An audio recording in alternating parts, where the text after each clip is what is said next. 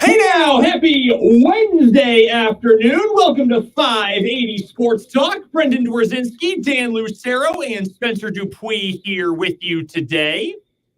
Thanks so much for hanging out with us on the program this afternoon. Plenty to get to over the next 4 hours. We would love for you to be a part of the show. Hit us up on YouTube. 580 Sports Talk is the name of our YouTube channel. Head to youtube.com, search 580 Sports Talk. You can also find the video stream of the show on our website, 580wibw.com, on Facebook, WIBW News there, and on the 580 Sports Talk Twitter account as well. Make sure you subscribe to the YouTube channel. I've had a couple of people do so in the last couple of days. Appreciate you guys. You can also let us know your thoughts on anything we're talking about on the show today on the Top City Metal Supply text line, 785-272-9429. Tomorrow is opening day for the Kansas City Royals. And we've got plenty of baseball to get to today. Here in this first hour, we'll talk about best and worst case scenarios for the Royals this season. We will also get to some news around Major League Baseball. The final major free agent domino has finally fallen. Jordan Montgomery is going to the Arizona Diamondbacks. A victory lap is being run around Scott Boras, and I don't think that the people doing that are really... I don't think they're making the right argument. Let's say that. We're going to get to that coming up later on this hour. We'll give you our MLB season preview. We did our Royals preview yesterday. Our Major League Baseball full season preview, including division winner and World Series picks, coming up a little bit later on in the show today. We will get to plenty of Chiefs today. We'll talk about the latest mock draft from Matt Miller at ESPN. He's a Kansas City area guy who he thinks the Chiefs could pick in this year's draft. We'll also check in on the biggest storylines from around the NFL offseason. Who has had, on paper, the best offseasons so far? Who have maybe arguably had the worst offseasons so far? Again, on paper. We'll get to that in the 4 o'clock hour today. Rick Peterson will join us for the Lewis Toyota High School Whip Round a day earlier than normal since we don't have a show tomorrow because of Royals baseball. Not after 2:30 anyway. We will also be joined by Tim Fitzgerald in the 4 o'clock hour today. Some news from the NCAA. Clark Hunt speaks at the owners' meetings. All that and much more today on 580 Sports Talk. Again, you can let us know your thoughts on the show, either on the Top City Metal Supply text line, 785-272-9429, or on the 580 Sports Talk YouTube. From Christopher on YouTube says, happy last day of not baseball season. Literally counting down the minutes until first pitch. About 1,500. I love that. Christopher's my kind of guy. Baseball sicko. Yes. And meant endearingly. Yes, of course. No, you guys then are pal Fulton Castor, cut from the same cloth. Just baseball. Seam heads. Yes. Yeah. 100%. Yeah. There's something still that's different. Baseball is so different than the other sports we have in this country. Like in terms of popularity, it's not even remotely close to the NFL or even college football at this point. But there's still something romantic about just the concept of baseball and being America's sport, being the fact that it's so different from every other popular sport in the U.S. It's not a up and down, back and forth game. It is different. It is slower paced. Just the history behind it. That opening day means something. Yeah. There's something that opening day represents beyond just the first game on the schedule. It's the idea of hope springing eternal. It's the idea of the start of spring, even though we've already had 2 weather postponements of opening day games for tomorrow. We'll get to that in headlines. But there is something about baseball and something about opening day that I think will always have something of a hold on the sporting imagination, even as the sport, as you mentioned, is not the national pastime in the way that it used to be. Football is the national pastime now. There's no arguing that. It is what it is. But baseball will always have its place. And one of the reasons is that it seems to herald something when it does arrive. Yeah. Something bigger than just the start of a new season. There's something that is just intrinsically beautiful about the start of baseball season that feels different than the other sports we have that are popular here in this country. The Royals, we're all pretty optimistic about what they'll be able to do, myself less so than the two of you, but I still think they're going to get over that Vegas total of 73.5 wins. We are not the only ones who are, by the way, bullish about the Royals and certain individual Royals. Hear this from John Morosi of MLB Network. We can get audio here real quick. John Morosi today was asked by Lauren Shahadi, the host of MLB Today or whatever MLB Network's main studio show MLB is. Central, I think. MLB Central. was asked who his pick for American League Cy Young is. Cole Reagan's Kansas City Royals. I'm all about the Midwest here in this segment, Lauren. I've got the Tigers winning the division and a Kansas City Royals left-hander, Cole Reagan's, winning the Cy Young. He was a revelation for KC once he came over at the deadline. Theo DeRosa, our colleague at MLB.com, wrote about how Reagan's fastball velo went up 4 miles per hour year over year. And he also added a slider last year once he arrived to the Kansas City Royals. So you think about the great lineage of Royals Cy Young winners, Saberhagen, Greinke. I think that Cole Reagan's finds a way to add his name to that list this season. So 2 additional side notes here. 1, the Tigers. What? You really got to be buying. And I guess the thought process isn't too dissimilar from if you're believing in the Royals. If you're buying the Tigers, you're buying some substantial improvements from some promising young players like Riley Green, Spencer Torkelson, Tarek Skubal, some of their other starting pitchers. So I guess it's kind of an idea that's cut from a similar cloth as the idea of buying the Royals as division contenders this year. So I'm not mad at it. I don't agree with it. Bold. It is bold. I don't think their lineup's even as good as Kansas City's. I would agree with that. But yeah, it's bold. It is funny. He mentioned the lineage of Royals Cy Young Award winners and leaves out David Cohn. How could you? Yeah, I was also going to say I don't necessarily know if I would use the word lineage when talking about Zach Greinke and Saberhagen. Typically, if there's only 2 guys, it's not really a lineage. If it's just like 2. But yeah, here's 3. He forgot David Cohn. I know it was a strike year in '94, but he won the Cy. Come on, man. Yeah, that's whiffing on that one there. But we're not the only ones who are excited about this team, and are excited about Cole Reagan's and what he can do. Again, I am usually more conservative with baseball projections for young players than any other young player anywhere else, just because it is hard to replicate those things. Cole Reagan's has dealt with Tommy John surgery twice. I am hopeful, but a little more cautious. But if you've got a major league baseball insider and analyst going on TV and saying, I think Cole Reagan is going to win the American League Cy Young Award, that's a pretty big deal. That's the kind of thing that makes you at least turn your head and go, oh, really? You think a Royal is going to be good enough to do that? That is a very significant thing to note there. So the expectations are getting higher for Kansas City this year. And Dan, you posed a very interesting question here. What is the best case and what is the worst case scenario for the Royals? For example, I said 75 wins. If you were to ask me what is the best case scenario for the Royals this year, I'd probably tell you 81 wins. I would tell you they can make it all the way to 500 this year. You said, what's the worst case scenario? I would say they get to like 63, and it turns out that the only player worth a damn is Bobby Wood Jr. Like that's worst case scenario. What are the odds of getting there? Frankly, quite slim. So where would you stand? A, what are those 2 polar sides of the spectrum, and what would it take to get to either one of them? I would say, since the consensus seems to be that a reasonable outcome for these Royals would be to end up in the mid-upper 70s in wins. I think I was literally the midpoint. You predicted 75. Spencer, you said 81, right? 81. Yeah. And I said 78. So I was right there in the middle of you guys.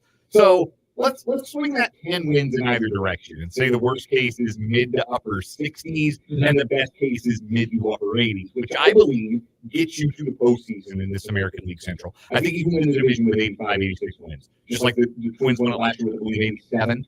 I don't think the Twins got better. I still think mid 80s can win you this division. And the more interesting question is, well, how do we get there? So if we all see this sort of median outcome for the Royals, how do we get to that 90th percentile outcome? How do we get to the outcome that sees the Royals playing in the postseason? And if there's one thing for me that I think would make the difference, it's power. And we don't think of the Royals historically as a power hitting team. God, for how long was the team record for home runs Steve Alboni's?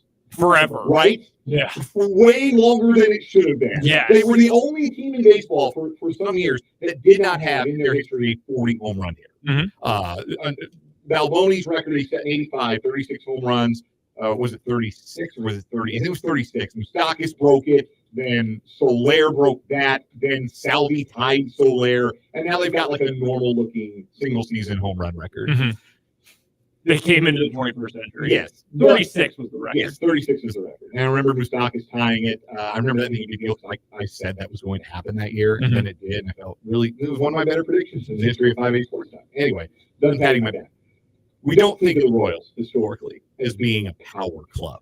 Like, that's not been their thing. It was not how they were built in the 70s and 80s, and that made sense because, A, you could win in different ways in the 70s and 80s, and B, Kauffman Stadium, traditionally, not a great home run park, big outfield, ball doesn't carry that well. You had the artificial turf, you could play a little bit of slap and dash, and that worked really, really well for those Royals teams in the 70s and 80s.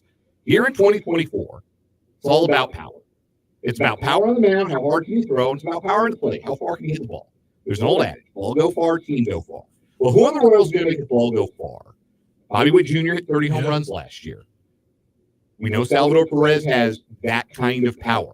Where is the rest of the juice in this lineup going to come from? Can Vinny Pasquantino be a 25-homer guy? I think he can. I think that's within the realm of possibility. So. Hunter Renfroe has fairly recently been a 30-home run guy. Can he make enough contact and be that productive in his role where he's a 20-plus home run guy?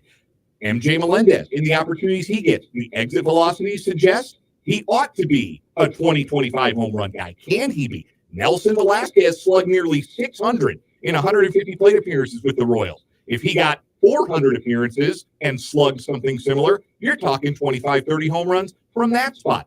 Michael Massey popped 15 home runs as a second baseman last year. Adam Frazier hit 13. He comes over from Baltimore. Can you get 20 to 25 home runs from your second baseman? I know Massey's not going to start the year on the big league roster because of an injury, but Frazier's probably going to be the guy there with a pinch of Nick Lofton until Massey returns. Can you get power from that spot? Can Michael Garcia, we talked about him yesterday, can he match his hard hit percentage with a launch angle that gives him a chance to maybe give you 10 to 15 home runs? You don't need 30 from Michael Garcia, but if you can get more than 4 in a full season, which is what he gave you last year, then you feel pretty good.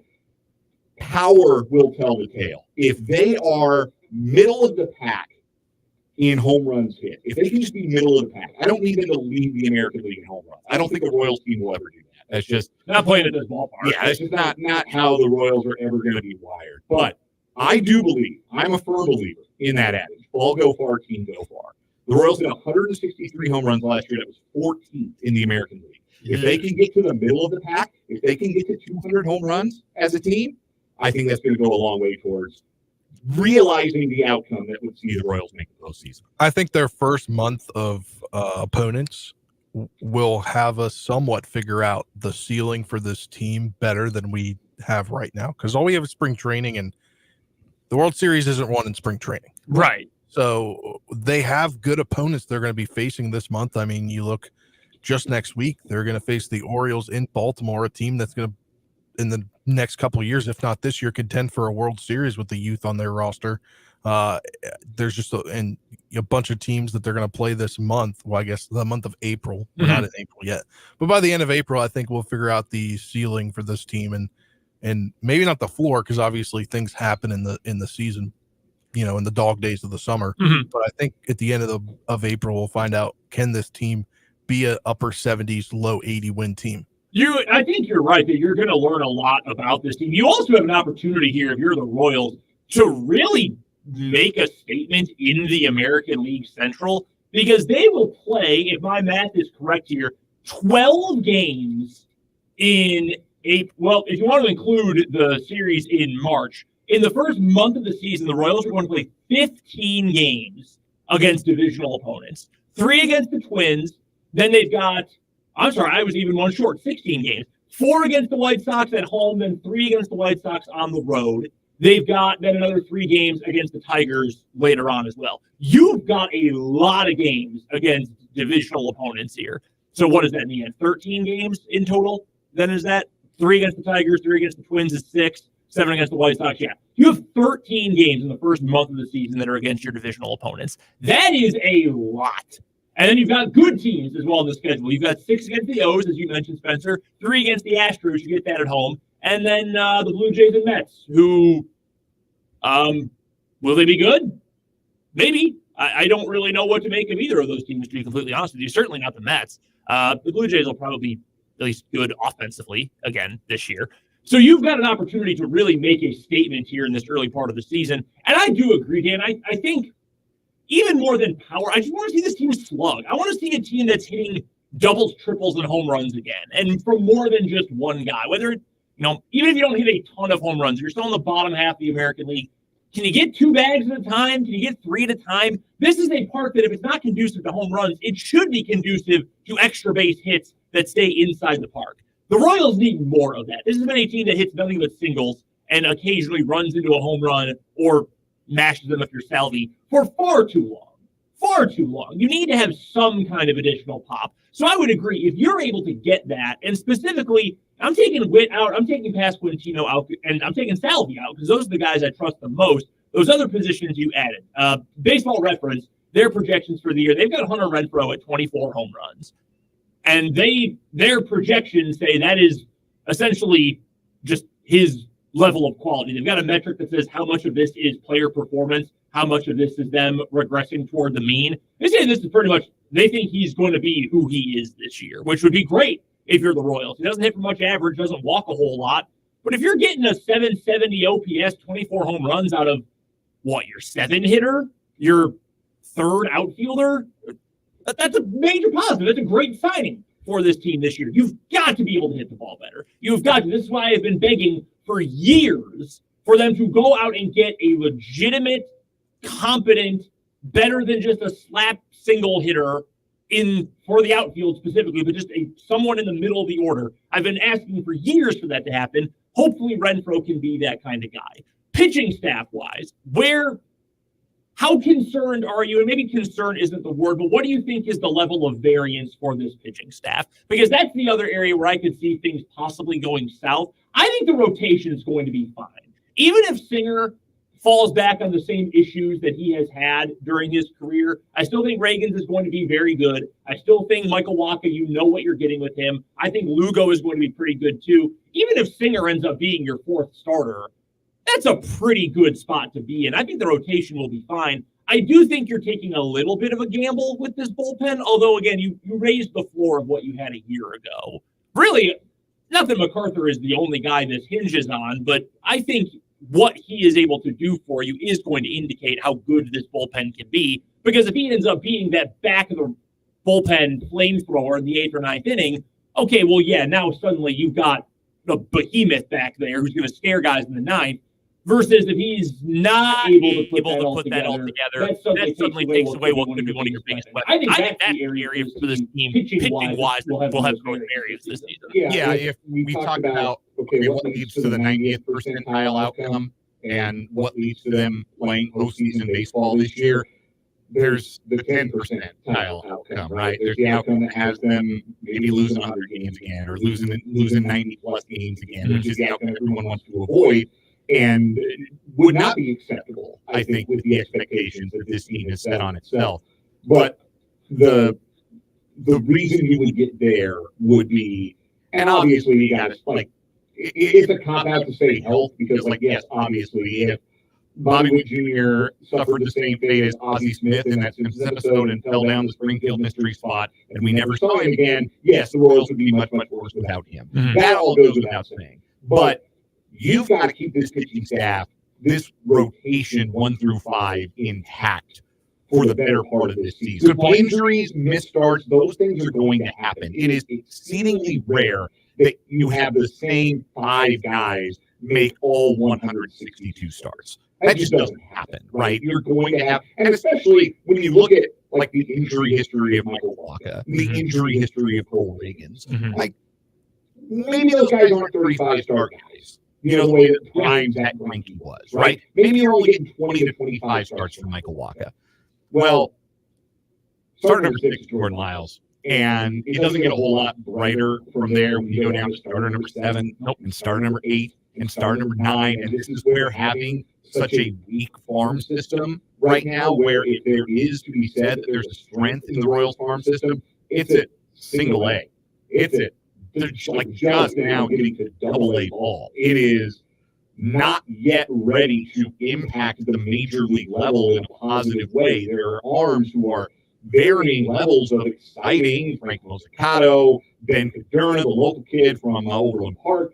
Like, there are some interesting arms to be keeping an eye on, but if you have to get through a month with one of those guys making 4 or 5 starts because you've got 2, 3 injuries to the pitching rotation, there's not enough depth. That's the one major thing that is keeping me from being all in on this being a playoff season for the Royals. I think roster-wise, 1 through 26, they stack up really well with the rest of this division. Really well. And I think their high-end talent is as good or better than anyone else's high-end talent in the division. But you have to win with all 40 guys in your 40-man roster. Everybody in baseball will tell you that. It's not just 1 through 26. It's 1 through 40, and then it's probably some other guys on top of that. And if those other guys are being called upon to play significant roles this year, that's where I think the Royals will be hurting. So they've got to hope. I mean, that's all you can do with regard to injuries is hope for good injury fortune. But they've got to be able to keep this pitching rotation intact. They can't go through like a 2-3 week stretch where you've got 2 or 3 of those guys on the shelf at once. You've got to make sure you're not calling on more than 8 or 9 different guys to start ball games this year, because the further down you go on that depth chart, the bigger problems you're going to run into. We'll talk more baseball later on in the show, including a little bit later on this hour, plus our full season predictions coming up in the 3 o'clock hour. We'll move on to the Kansas City Chiefs next, though, a new mock draft from ESPN, and a common name you see in mock drafts these days is his pick for the Chiefs in the first round. We'll tell you what the whole thing looks like after this. We're just getting started on 580 Sports Talk.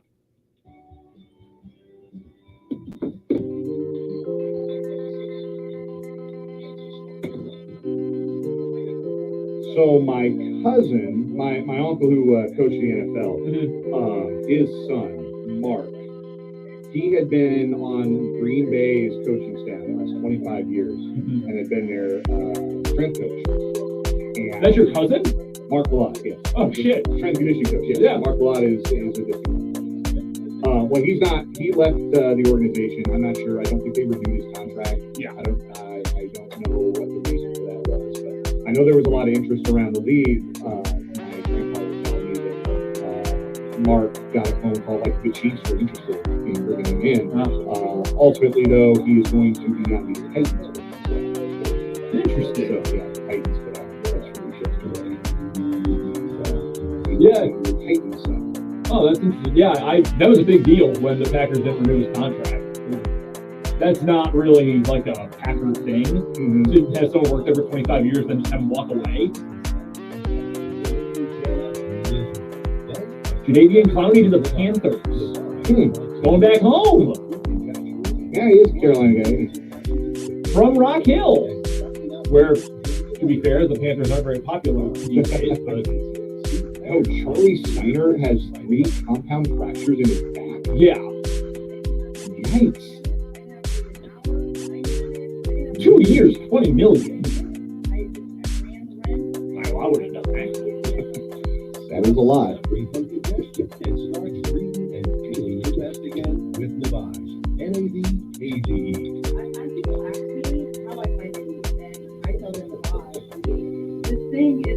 That's crazy. 3 compound back fractures. Right.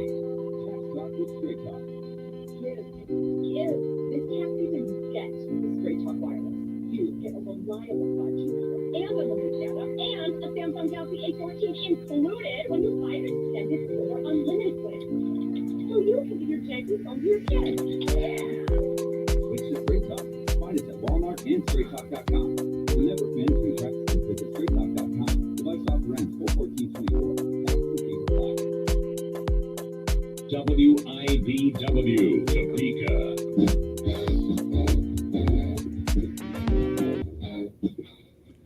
Come Monday next week, as we enter draft month, we will bring back one of my favorite recurring segments, Mock Draft Monday. That'll return on Monday this coming week. But today, Matt Miller of ESPN, he's a local-ish guy from Joplin, KC area guy originally. He's been working with ESPN these past couple of years. NFL Draft Scout, I believe, is still his Twitter handle. And he put out a full 7-round mock draft. I know it is literally his job to cover the draft and to analyze players. To put together a 7-round mock draft is insane. Like, that's to do an actual thorough job of it. You've got to be kind of nuts. Even to do a half-ass job, you've got to be kind of nuts. I mean, it is literally his job. Like, it's one thing for Matt Miller to do it because ESPN is asking him to do it. Like, the guys who do it for NFLDraftZone.biz for like lunatic 12 followers on Twitter. Yeah, absolute like pudding brain. Yeah, like you've got to love it more than you love your family. And if you've met a lot of these guys, that's probably true. I say that with love, but also kind of not.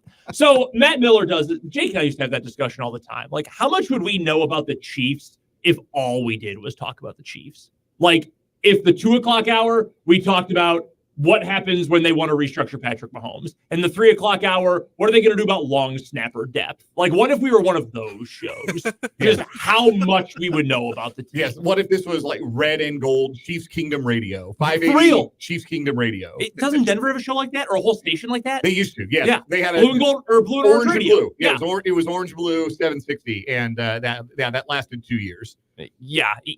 Some people do indeed want to talk about the Nuggets or Rockies or Avs, I'm sure. Yes, I'm sure it didn't help that station that those years coincided with the Broncos becoming what the Broncos of are now. But I think of like a Sacramento, right? Where our pal Michael Wilhoit used to do some work. Like, they've got the Kings in town, and I'm sure they talk Niners, but like, they got one show in town. Yeah. That's it. I'm sure they're not talking Stanford, right? No. Like that's a one-trick pony market. Sac State baseball? Probably not.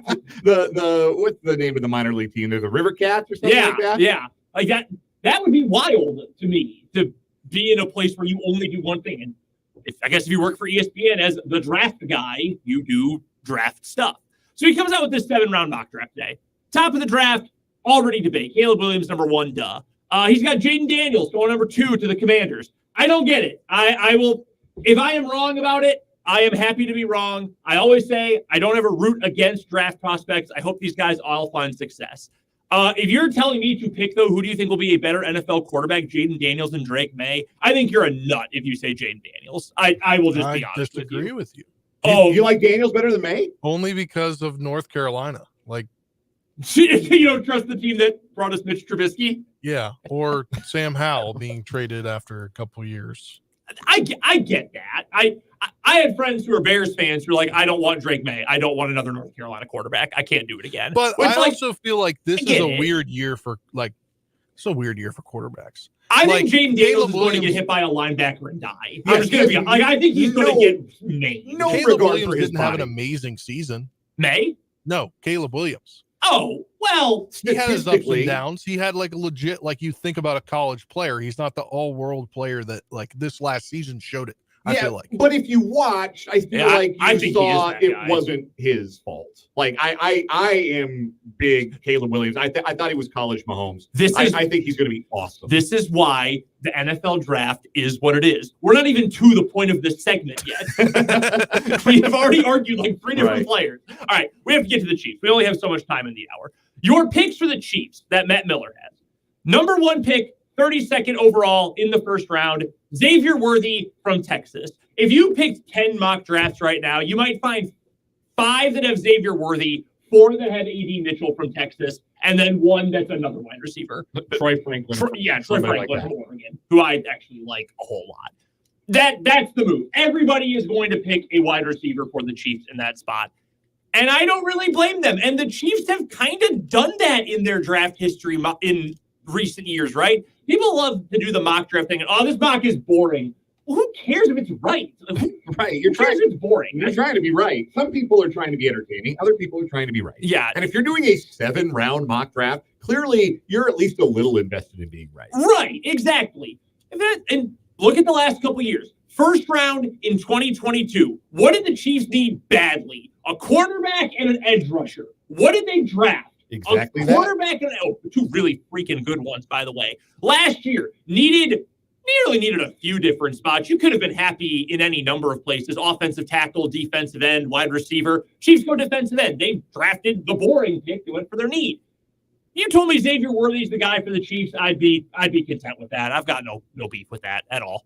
That speed is going to play in the NFL. No, I think either Texas wide receiver landing in Kansas City would be an exceptional outcome for the Chiefs. Yeah, I would have absolutely no problem with that one bit. Second round, safety, Javon Bullard from Georgia. That's an interesting one to me. Not a bad one, but an interesting one. Defensive back, day 2, in the mold of Juan Thornhill. And Brian Cook? Yeah, and Brian Cook. Also played for Georgia's defense. I would have no problem just drafting all guys who came from that defense. My only counterpoint to that is what the Eagles have now done 2 years in a row, and their defense is dirty brown water trash. Yes, but it's not those guys' fault. That's true. That's true. I think there's some other guys you can point to whose fault that was the Eagles defense. Yeah, I'd be all right there. Third round, late third, Dwayne Carter, defensive tackle, Duke. I'm not going to pretend I've eaten the Dwayne Carter tape, but I think the defensive tackle selection is interesting considering the Chiefs have brought back virtually their entire defensive tackle room this offseason with the re-signing of Derek Nottie and the re-signing of Turk Wharton. I would be surprised if they went DT that high. I really would. I mean, I guess all those guys are on one-year deals, and, you could, like Mike Pennell came back too, but like Mike Pennell's not a 17-game player, right? Mike Pennell is a playoff player. Yeah, he is. Mike Pennell is, we're going to cool your heels, and we'll see you in December and January. Then if either if somebody has a great season, they could get a contract elsewhere that Kansas City wouldn't pay, and you got a young defensive lineman that's under contract for 3 more years. Yeah, I can see the vision with it. Again, I don't know that I would do it, but I can see the vision. It is kind of crazy, though. Your entire DT roster through whatever, all one-year guys. So maybe that is the move. Maybe it is hey, let's actually prepare for the future here instead of relying on hoping Derek Nottie, Turk Wharton, or Mike Pennell all come back for another one-year contract after that. Here's where things get spicy. 4th round, pick 131. Will Shipley, running back, Clemson. I am certifiably intrigued here. I like Will Shipley a lot. I think he's a really good college running back. I think the Chiefs, I've said, are going to draft. They got 2 on the roster right now. Like I think they are going to draft a running back. And 4th, 5th round feels about right to me. I know Spencer said a few times you think running back is going to be the move here. The running back class is weird. There are people who will tell you Will Shipley is one of the 2 best running backs in this class. There are people like PFF. I'm looking at their listing right now. Their draft guy, Trevor Sikkema, Will Shipley is their 10th best running back, which still 4th round, whatever. That stuff doesn't matter at that point. I mean, they're going to draft a running back. Yes. Clearly, they've shown just based upon they only have 2 on their roster right now, I think, right? Do you think, yes, only 2. Do you think early day 3 is the time to do it? I mean, running backs I feel like that's a good spot for a running back. They're not drafting Saquon Barkley. Right. So they're not going to use a 1st-round pick on a running back. They got burned by Clyde Edwards-Helaire a few years ago. So why not go day 3 early pick on a running back if you already have one that's projected to be your starter? You could have a guy in line to be the 3rd down back, a backup option. Especially when like whoever you draft is going to be somebody who might need to be running back 2 on day 1. I like Shipley in that spot for the Chiefs. Running backs are hard because it's sometimes hard to be able to tell vision when you're watching a college football game. You've got these wildly varying offensive lines. Shipley had to do so much for that Clemson offense. So on one hand, you say, well, maybe there's way too much tread on the tires to want to take him. On the other hand, you say, I know he can catch the ball. I know he can run between the tackles. I know he can be a playmaker, with the outside run. To me, he is very much poor man's Christian McCaffrey. I'm not trying to say he's going to have a career like Christian McCaffrey or anything close to it. But I think skill set wise, I think there are similarities. Yes, they're both white running backs. I know that's a very obvious comparison. But I don't know, am I off out of pocket there saying that they have very similar styles of games? I don't think so. Thank you. I feel better about that. Cornerback in the 5th round. Yep. All right. Day 3 corner. Yep. Daquan Hardy from Penn State. Penn State defensive player. That's a check mark. Day 3 defensive back for the Chiefs. That's a check mark. Yep. I'm not going to complain there. Matt Miller's clearly done his homework on Chiefs draft history because that's very Chiefy pick. This one is more interesting to me than the Dwayne Carter pick, the defensive tackle in the 3rd round. Logan Lee, defensive tackle, Iowa, 5th round. 2 in one draft with a limited number of picks? I don't know about that. And a pretty full room of defensive tackle because we mentioned Noddy, Wharton, and Pennell all coming back. You still got Neil Farrell, who you traded a 6th rounder from this draft. Well, I don't have a 6th this year, yeah.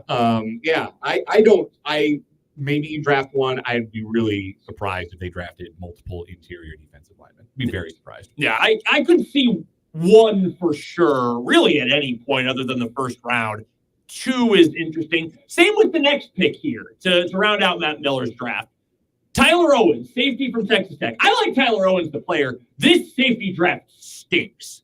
It is bad. I was just listening to the Athletic Football Show, and they're doing kind of a section-by-section mock draft for the 1st round. What are the avenues every team can take? And Nate Tice, one of the hosts of the show, said if anyone takes a safety in the top 40, it is I don't remember what word he used, but a gargantuan reach. Like this safety class, it's not top heavy, it's not deep, it stinks. And while I kind of like Tyler Owens, as the 7th rounder, that's fine.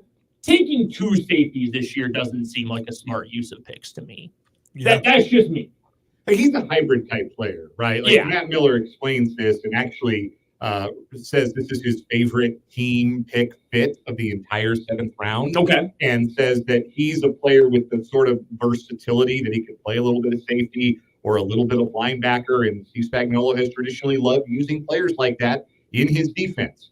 Not all of them were terribly popular, Dan Sorensen, but there is a fit for a player like that in the Spag scheme. So probably maybe get him as an undrafted if he falls that low. Well, I think all 7th round guys probably you're thinking once you're mock drafting a 7th round, there's a possibility those guys get picked. There's a possibility those guys sneak through to UDFA. Yeah, there's a big glaring hole that I see on this mock draft for the Chiefs. What's that? No offensive line.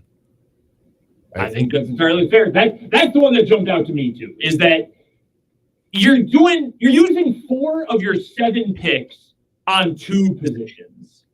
And I don't think that they're the positions of biggest need, which isn't everything. You want to take the best player available. Not addressing offensive line at all that throws up a red flag. I agree with you on that, Spencer. Honestly, I would rather take the risk of overdrafting Tyler Owens in the 5th round or moving back into the 6th and taking him and not taking one earlier. This class stinks. It's bad. We were talking about the NBA draft and how if you really get into the weeds and read some of the evaluator guys of high school talent, there's just a lull of talent around America, right? Worldwide, essentially. Even the international guys, there's no Wemby next year, right? Or the next 2 years, even. Well, Cooper Flag. Well, there's Cooper Flag, yeah. But outside of Cooper Flag, there ain't a whole lot in terms of great top-end talent. It's been that way for safety now for a couple of years. Outside of Brian Branch last year, who's more of a nickel anyway, there's just not a lot of great safety play out there. Now, where have all the Earl Thomases and Eric Berrys gone? Even the Kyle Hamiltons. Honestly, nickel. Yeah. Because nickel corner has become, or slot corner has become a much bigger deal. Yeah, fewer teams are playing that cover 3 where you need the center field safety that Eric Berry played and that Earl Thomas was so great at. The shifty running back. Jacob Hester today would be a slot receiver. I've talked about a lot of white running backs today, but he didn't play in the NFL all that long. But those guys became running backs offensively. I think those safeties now are becoming nickel corners defensively. We'll get to a little more NFL talk later on in the show. Right now, though, some big news for Major League Baseball free agency last night. The final big domino fell. We'll tell you where Jordan Montgomery is going next on 580 Sports Talk. Partners has a great lineup of compact.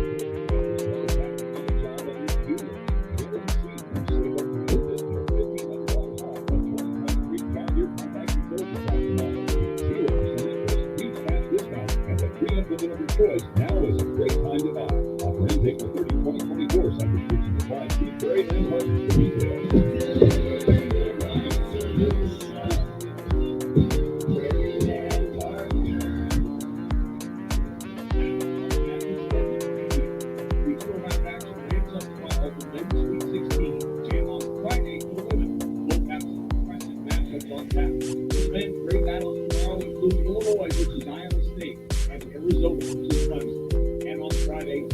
rate looks like a do-not-miss game. Plus, all 4-1 Lakers live impact in action. Greg Barnes versus Greg McDermott does have major fraud watch vibes to it, though. It really does. One way or another, I'm going to be right about one of those coaches. Who wins? Context. Preconception. What am I missing with the Tigers? Their win total is 80.5. What am I missing? Maybe better than you remember last year. They won 78 games, although that was an overperforming of their iPad. Added Kent Maeda and Jack Flaherty, full season of Scooble. Torkelson hit 30 bombs last year. Kerry Carpenter's OPS over 800. Riley Green, real promising, turns 23. Signed Candelario, Jamer, my guy. No, they didn't. That's a lie. He signed with the Reds. Urshela, she was. That's not nearly as exciting. Yeah, I don't know, man. I fade the Tigers. I would too. Brendan, Dan, and Spencer here with you on 580 Sports Talk. Thanks for joining us today. Let us know your thoughts on the show, anything we're talking about today on the Top City Metal Supply text line, 785-272-9429, or on the 580 Sports Talk YouTube channel. Go to youtube.com, search 580 Sports Talk. Make sure you subscribe to the channel while you are over there. One final Major League Baseball free agent signed last night. Jordan Montgomery was originally a Yankee. Then Brian Cashman famously said that he didn't think he was a postseason pitcher. He gets traded to Texas and then wins a World Series with the Rangers. Very, very funny, specifically that happened to the New York Yankees. He was a free agent, though, and he was the last major name. It took a while for Cody Bellinger to sign. It took a long time for Blake Snell to sign, among others. Matt Chapman took longer than I thought it would. Jordan Montgomery ends up going to the Arizona Diamondbacks. It's a 1-and-1 deal, so he's going to play for 1 year. Then there's a club option for the second year of the deal. And it's a vesting option. I think it vests if he starts 10 games, so it kicks in pretty quick. Probably a 2-year deal then. And he's going to make $25 million a year, at least for this first year. I don't know if it's the same amount for the second year, but he'll make $25 million this year. First of all, I'll tell you right now, there are 28 other clubs that could have done this. I'm excluding the Oakland A's. Because they're unserious. But there are 28 other ball clubs that should have added a pitcher of this caliber for $50 million over 2 years. And yes, the Royals are one of them. I would have rather have had him than Michael Wacha. If you could only have had one of those two guys, Montgomery's got a little bit more durability, and we know he's a big game pitcher because we just watched him do it last October. Yeah, part of me thought when I was thinking about the Royals in this context, they already spent a lot, and I have a hard time being too upset when they're one of the few teams that actually spent. Then on the other hand, John Sherman's a billionaire, and you are going to have Alec Marsh be your fifth starter. And I hope Alec Marsh is good. You know who I know is good? Jordan Montgomery. Yes. If it had been Jordan Montgomery taking those projected 30 starts other than Alec Marsh, I would be sitting here right now telling you I would pick the Royals to win the American League Central. Like that could be the difference. Opening day is sold out. I know you got money, Royals. I know you do. Yeah. I just sold that big QT sponsorship. I know how much money you are spending on the Vote Yes campaign. That is public information. It is a lot of money. You could have made this happen. I'll tell you what, I wish my favorite team had made this happen. Cubs could use another starter. I would have taken Jordan Montgomery on this deal. Yeah. Every team should have. Every team should have. Even the A's. They wouldn't, but they should have made this deal. Would have been a reason to come out to the park every fifth day. Yeah. At least that. He's a legit mid-rotation with like number 2 ceiling as a starting pitcher. Yeah, man, you want that guy. We talked about just won a World Series. You want it. That Was guy. good. It was good doing it. But the big problem was, like the other Scott Boras clients, they wanted a number that they were never going to get.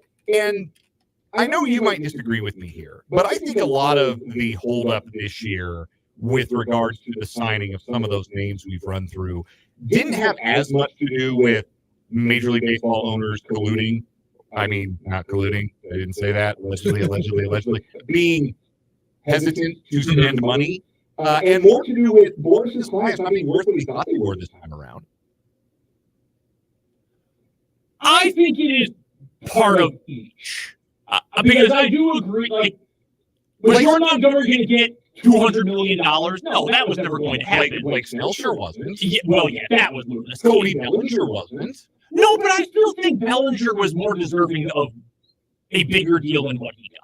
I really do think that. Yes, I think both things can be true. Yes. Yeah. And I think Montgomery probably deserved more and a longer term than he got, but there are concerns there, yes. I think for me, it's less so that the problem is entirely lying with the teams and front offices and ownership, and more so that that's just not talked about as much as it should be. I have seen so much. Last night, this Jordan Montgomery deal is announced, right, or reported. I think it was Passon who broke the news from ESPN. And immediately, all the responses on Twitter, reactions elsewhere on Twitter and social media, and my group text messages talking about, Scott Boras, another failed Scott Boras client. Eat that, Scott Boras. Scott Boras' job is to make his clients money. Is he a weird, probably dirtbag kind of guy? Yeah. Is he sleazy and strange? Yeah. But again, like we talked about the other day, players can say no. Like Jordan Montgomery or Cody Bellinger or Blake Snell or whoever else, they could say no. They could ask for something else. They could say, Scott, stop doing that. He works for them. I think the reaction to agents, honestly, is way overblown. Unless you're Rachel Luba. You can say whatever you want about her. Yes. Not many nice things to say about Rachel Luba or Luba Sports. You know, if she has this few clients in Major League Baseball, she loses her status with the Players Association. Is that true? Yes. Who does she represent other than Trevor Bauer? Yeah, why do you think she's working so hard to get him back in the bigs? Oh, that's pretty funny. That's never going to happen. No, it is 100% not happening. I think he's blackballed. He has pitched his last game in the major. Did you see what he did though this spring? He's been pitching with Mexican League teams. Pitching against Barstool employees. And no, he pitched against the Dodgers and the Yankees. He was just pitching for a team. Was it Laredo? No, it was Mexico City, I think. Mexico City, is that who it was? Yeah. I know someone who covers a team in the Mexican League, so I couldn't remember if it was his team or someone else. Yeah, I mean, he's been doing everything possible to get back, and there's not even a whisper that teams are interested. Because he thinks the problem is they don't think he's got anything left because he wasn't very good in the Japanese League last year. That's not the problem. It's you, Trevor Bauer. Hi, you're the problem. It's you. The point being, yeah, that's a whole other thing. I hope he never pitches again. But I would say that it is definitely equal parts or somewhat equal parts. These clients, these players were not worth as much as they were originally asking for. Again, that Blake Snell ask was crazy for the kind of pitcher he is, even with the accolades. And also the fact that it's not just, let's laugh at Scott Boras. Like, yeah, don't like the guy. That's fine. I don't care. I don't need to cape for a guy with that kind of money and influence. But also, it is more than just let's laugh at Scott Boras. There is something else here.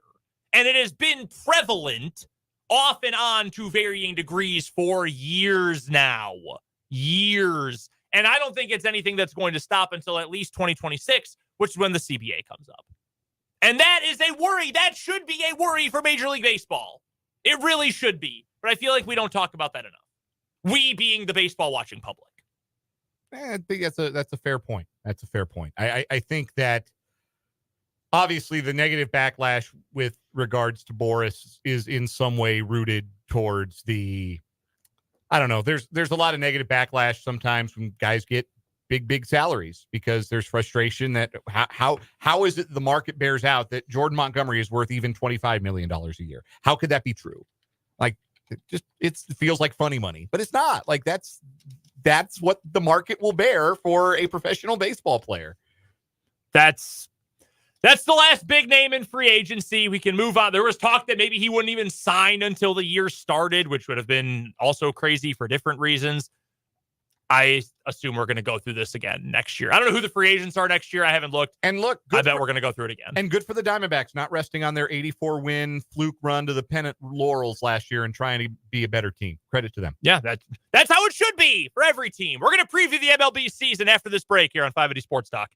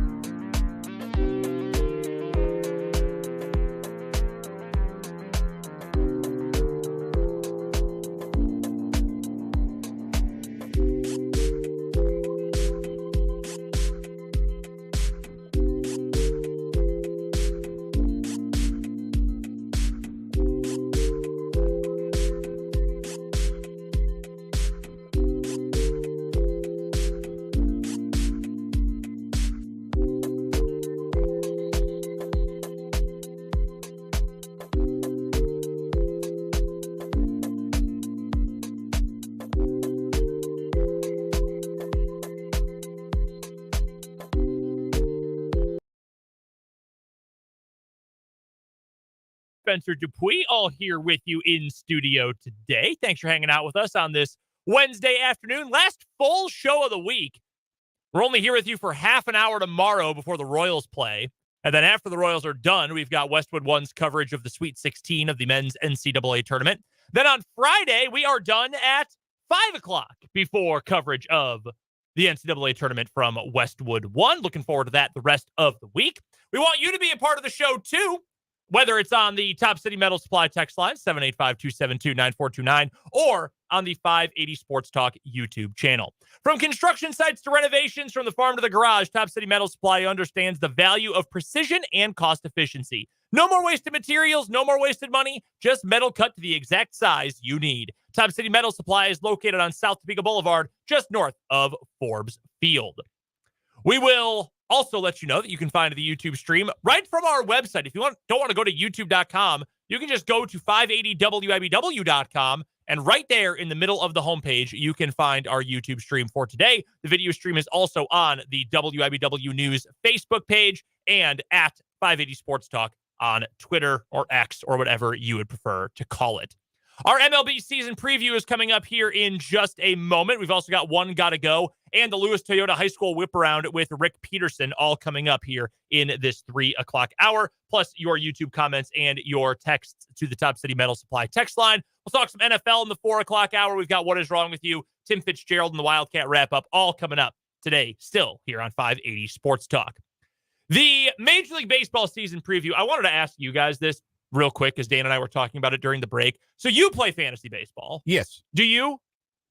I did in college for a year, and I couldn't keep up. It's the everyday thing that it doesn't work. Like I play fantasy hockey right now, and I will tell you, I do the auto start active players.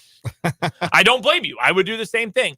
I did fantasy basketball 1 year, hated it. I stopped checking in by like Christmas. I was done with that. Yeah, we did. So it was at the student station. We did the group doing baseball, and then we're like, if this works, let's do basketball next year. And one person wanted to do basketball.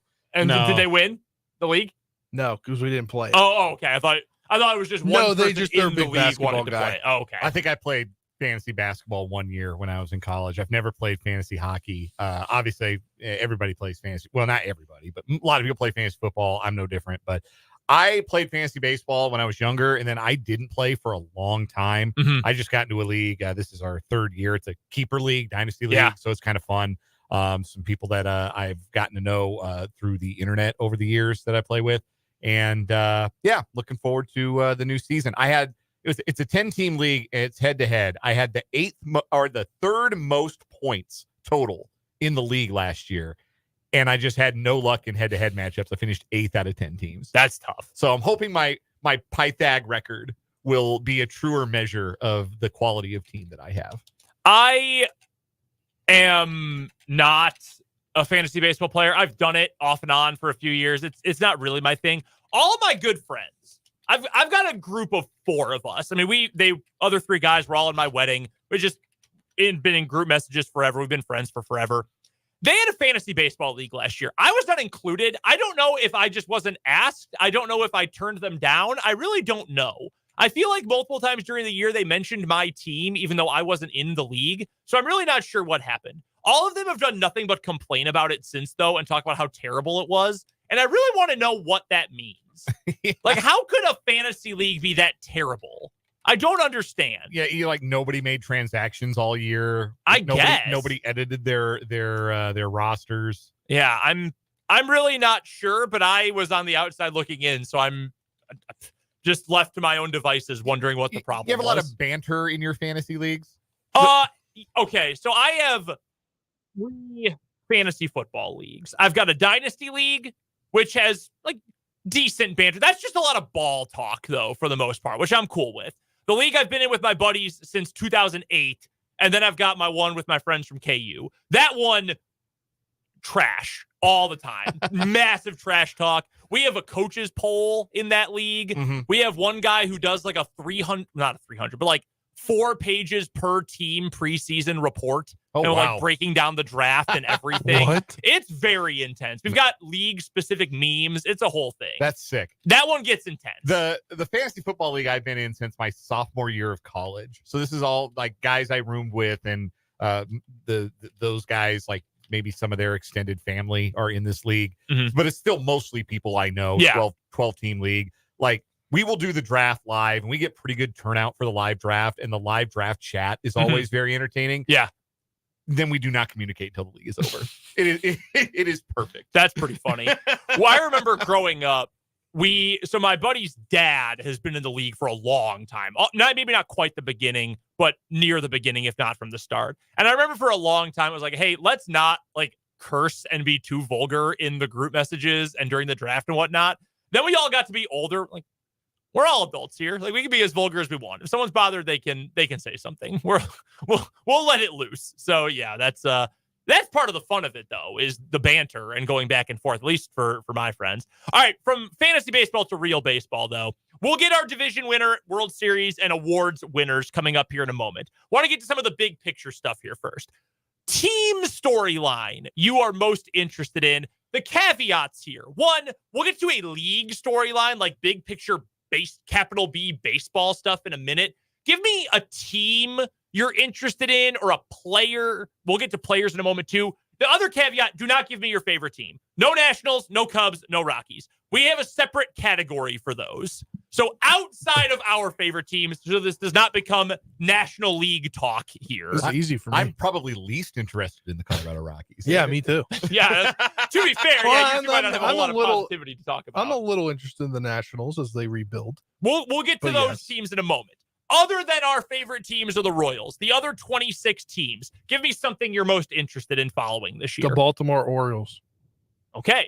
That's like cheating. That's also from your area. But I'm I kidding. never It's not was cheating. a fan. That's fair. I never liked them. I do enjoy them. Like, I like watching them play baseball. I like the players they have. I'm interested in Jackson Holiday. Yeah. They got Whenever he gets called up. Yeah. They got a really fun team. Should be right now. I think the question is, I know they added Corbin Burns, but do they have enough pitching? Did they do enough? They could certainly be spending more money than they are to be more competitive. If they added one more legitimate starting pitcher, which they absolutely could have added Jordan Montgomery this offseason. If they could have done that, I think they would be the American League favorites by some distance. Instead, I don't think they are quite that. So, but they're going to be fun to watch because they got a lot of really exciting young players. I just am fascinated by the Dodgers. Are they too big to fail? Has the addition of Shohei Ohtani finally made the Dodgers too big to fail in October? That's a good question. I was looking at the Dodgers too for mine, to be honest. They have so much talent. So much. They've had so much talent. Now they have even more. And not only do they add Shohei Ohtani, who's the best player in the world, even if he's only going one way this year, they also added Yamamoto.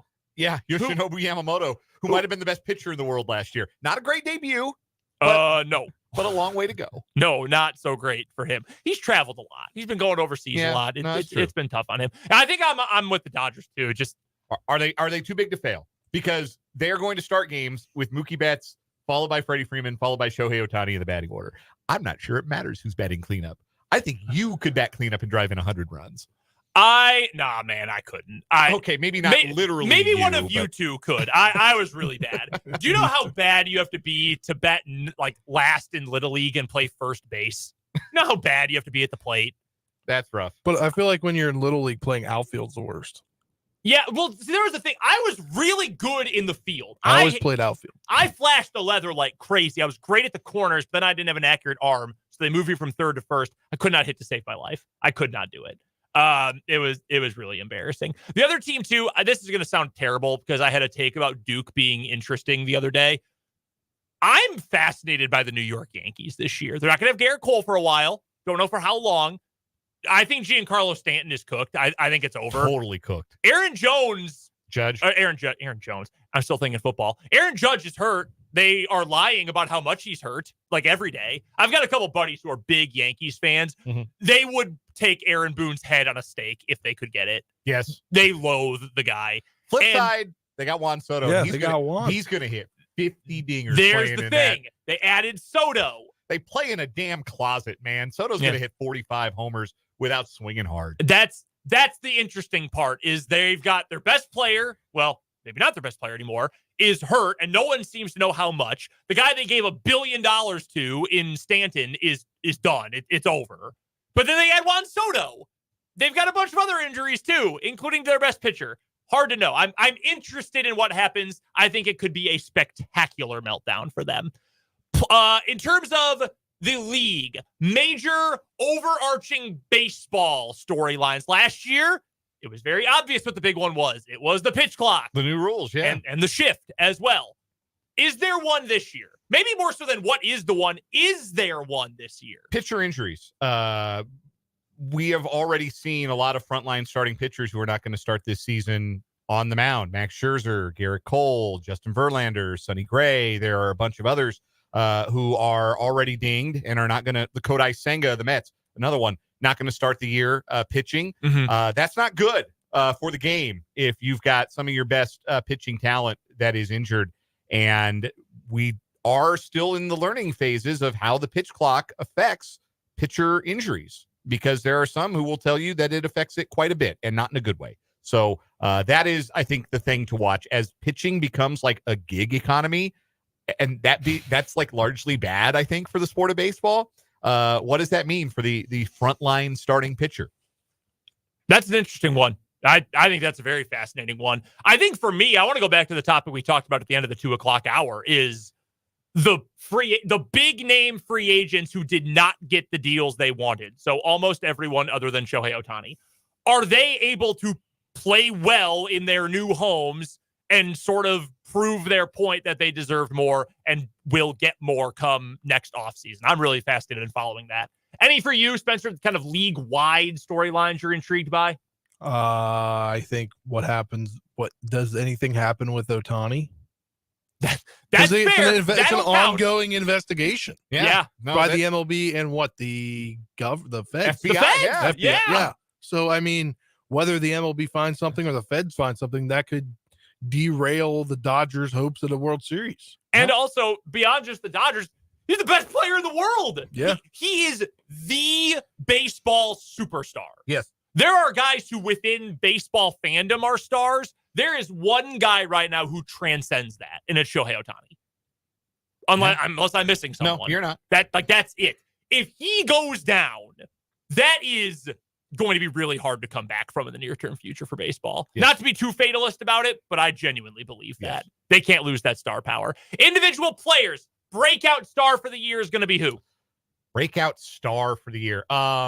Not to spoil anything, but I think very highly of Julio Rodriguez of the Seattle Mariners. I think he already is, to a certain degree, a star, but he's got like face of baseball potential as a star. And if the Mariners are any kind of good, and again, without spoiling anything, I think they'll be pretty good. I think that Julio Rodriguez could be front and center of that. He is playing on the West Coast means sometimes if you're on the East Coast, maybe you don't stay up late to watch a lot of Mariners games. But this is an extremely cool baseball player, and I think everybody will know that by the end of the year.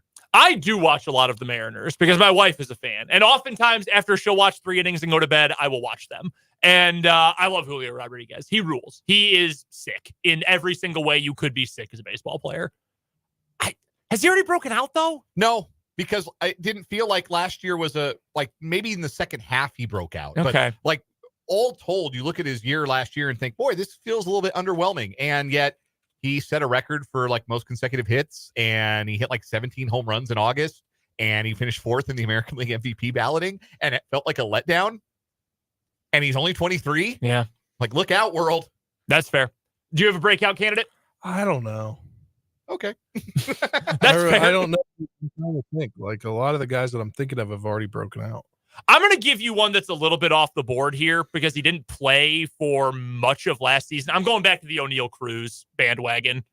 Okay. He is so big. He is huge. I know he's in my favorite team's division. I want him to be good. I want a freak. It's like the basketball, obscure body types conversation we were having the other day. He's a 6'7" shortstop. That's strange. He's a shortstop built like a tight end. Yeah, he's gigantic. And he hits the ball harder than anyone else. Yeah, I want him to be good. I'm going to wish cast that one. Any superstars who might fall from grace? Anyone getting a lot of hype that you think is going to fall short of it? I I know I just said the Blue Jays, I think, are going to be good offensively. One of them. It was Vladdy last year. Like, he did kind of fall flat relative to the expectations. One of those other young players there, it's going to be them. I guess I'll double back. Like, all pitchers. Like, everything feels very tenuous for great pitchers. How many guys last year felt like they were in the middle of breakout campaign? Shane McClanahan for Tampa Bay, and midway through the year, I always preferred Rue McClanahan personally. Elbow falls off. Yeah. Like, Her elbow was arm fine. Disintegrates. Felix Bautista, the stud reliever for the Orioles, got hurt in August last year. Just I am concerned for all pitchers. I have a concern and a fear for all of them. Just enjoy any pitcher who is cool. Enjoy them while they are out there, because it all feels very tenuous. I think Bryce Harper falls off. All right. Is that Salty Nats fan talk, or is that actually thinking he's going to fall off? No, I think he's actually going to fall off. I mean, he got hurt. He had Tommy John last year, if I'm not mistaken, I think. I believe you're correct, yeah. And he came back and played exclusively first base, which I think is where he's going to wind up for the rest of his career. Their first baseman now, yeah. He didn't hit the homers. He had 21 homers, 72 RBIs, but he didn't play as many games. He only played 126. Well, he's coming off of the Tommy John. UCL surgery. But he played last year and hit. Yeah. And he but I don't think he was healthy. He hit a lot. Yeah. Right? He's finished the season with a 293 average. Yeah. He's going to hit his home runs. He's going to get his RBIs. But I think he's going to strike out a lot more and not hit close to 290, 280 this year. So empty stats, essentially? Yeah. I don't like Bryce Harper. Like, I'm one of the people who is all, like, personality-wise. Okay. He's obviously very good. He's a multi-time MVP. He's a very good player. I want this to be true because I have kind of rooted for his downfall irrationally. But every year I think that he goes out and is just remarkable. And I think, damn, wrong again. That's where I've been on Bryce Harper. I've kind of had to accept that he's just great, even though I kind of don't want him to be. But he is. Yeah, and he's an all-time great. He's gonna go Cooperstown. He's got 2 MVPs. He's got a signature postseason moment. Yeah. He's gonna hit 400, 500 career home runs. Yeah, like he's going to Cooperstown on the first ballot. All right, give me a storyline for your favorite team, something everyone should be paying attention to or not paying attention to for the Rockies, Nats, and Cubs. Do not pay attention to the Rockies under any circumstances, but I will make a prediction about them. They do not finish with the worst record in Major League Baseball. And that will be? The Oakland A's. Yeah, that will be the A's. Nationals. The Nationals are fighting for a wild card spot this year. Don't make it, but their prospects, everybody's up, and they're hitting really well at the end of the year. It must be nice to be optimistic. I mean, I wasn't optimistic last year, and they surpassed my expectations. I haven't been last optimistic year. since the Trump administration, man. Abrams going to be good? Oh, yeah. Okay. That's the hype, right? Is it? It's kind of Royals-like, right? CJ Abrams is good. It's the next wave of guys. It's Dylan Cruz. It's James Wood. Yeah. I think James Wood, Dylan Cruz, and it's two out of 3 of your outfield when the season's done. All young guys. And they're not up yet. They're all down in the AAA. For the Cubs, I'm going to pull a major homer pick when we get to individual awards a little bit later on. I think Shota Imanaga is going to be a lot of fun. He, unlike Yamamoto, is the Japanese pitcher who came over this year and looked awesome in spring training and has looked very good so far. I think he is going to be a lot of fun. I don't think the Cubs are going to be any better than last year. I don't think they're going to be any worse. I think they once again will be right down to the final day of September competing for a wild card. Like, I think it's the exact same team, pretty much, except hopefully less Patrick Wisdom and more Michael Busch. Less Patrick Wisdom is better for literally everyone. I'm done with that experiment. All right, division winners. Who we got? We're going to go through these quickly. American League East. Dan, I will have you go first. Baltimore Orioles. I agree. I'm with you guys. I'm on the Orioles on that one, too. I think they're going to have a chance to make it to the World Series. I don't know if that's going to be my official World Series pick, but I think they've got that kind of potential. The American League Central. Who you got? I'm still going to lean the Twins. They won it last year. I think they get a bounce back from Carlos Correa. I think they win it with like 85 wins. I'm with them as well. Going with the Twins. A lot of chalk here so far. I'm going to go with the Cleveland Guardians. I think this division sucks. I don't think the Twins got any better. I don't really believe in the Guardians, but I think we're looking at like 82 wins. We're looking at like mid-aughts NL West. Shout out to Jake Peavy and the Padres who won with 82 and 80 record in 06, I think. What's up, Khalil Green? American League West, I would love to pick the Mariners. I would love to. I can't. I'm picking the Astros. I am picking the Mariners. I think they might have the best pitching staff in baseball. Best starting pitching 1 through 5. They might have the best in baseball. Gilbert and Kirby are awesome. I know it's not just them, but I love those. Yeah, and two. I like Brian Wu a lot. I think he's going to take a step forward this year. Emerson Hancock at the back end. Yeah, I really like that team. And again, very high on Julio. Spencer? Rangers. Okay. They are the defending champs. They are. All right, wild cards here. You got to have 3 of them. 3 wild cards. Houston, Texas, Toronto. Houston, Texas, Toronto. I am going to go here. I'll go with the Mariners because I like the Mariners. I just don't think they'll have enough to win that division. I will also go with the Rangers. I think the NL or the AL West is well represented. And I am going to go with the Tampa Bay Rays as well. They usually find a way, don't they? Yep. I'm going with the Astros, Yankees, Mariners. Higher on the Yankees. All right. And the Mariners. Love the Mariners. Happy for that. All right. The National League East. We'll go to the NL. I will go first here, and I'll go with the obvious pick. I'll go with the Braves. Yeah, a texter from the Top City Metal Supply text line for the 785 that says, this is a lukewarm take, but the Braves are just as good, maybe better than the Dodgers.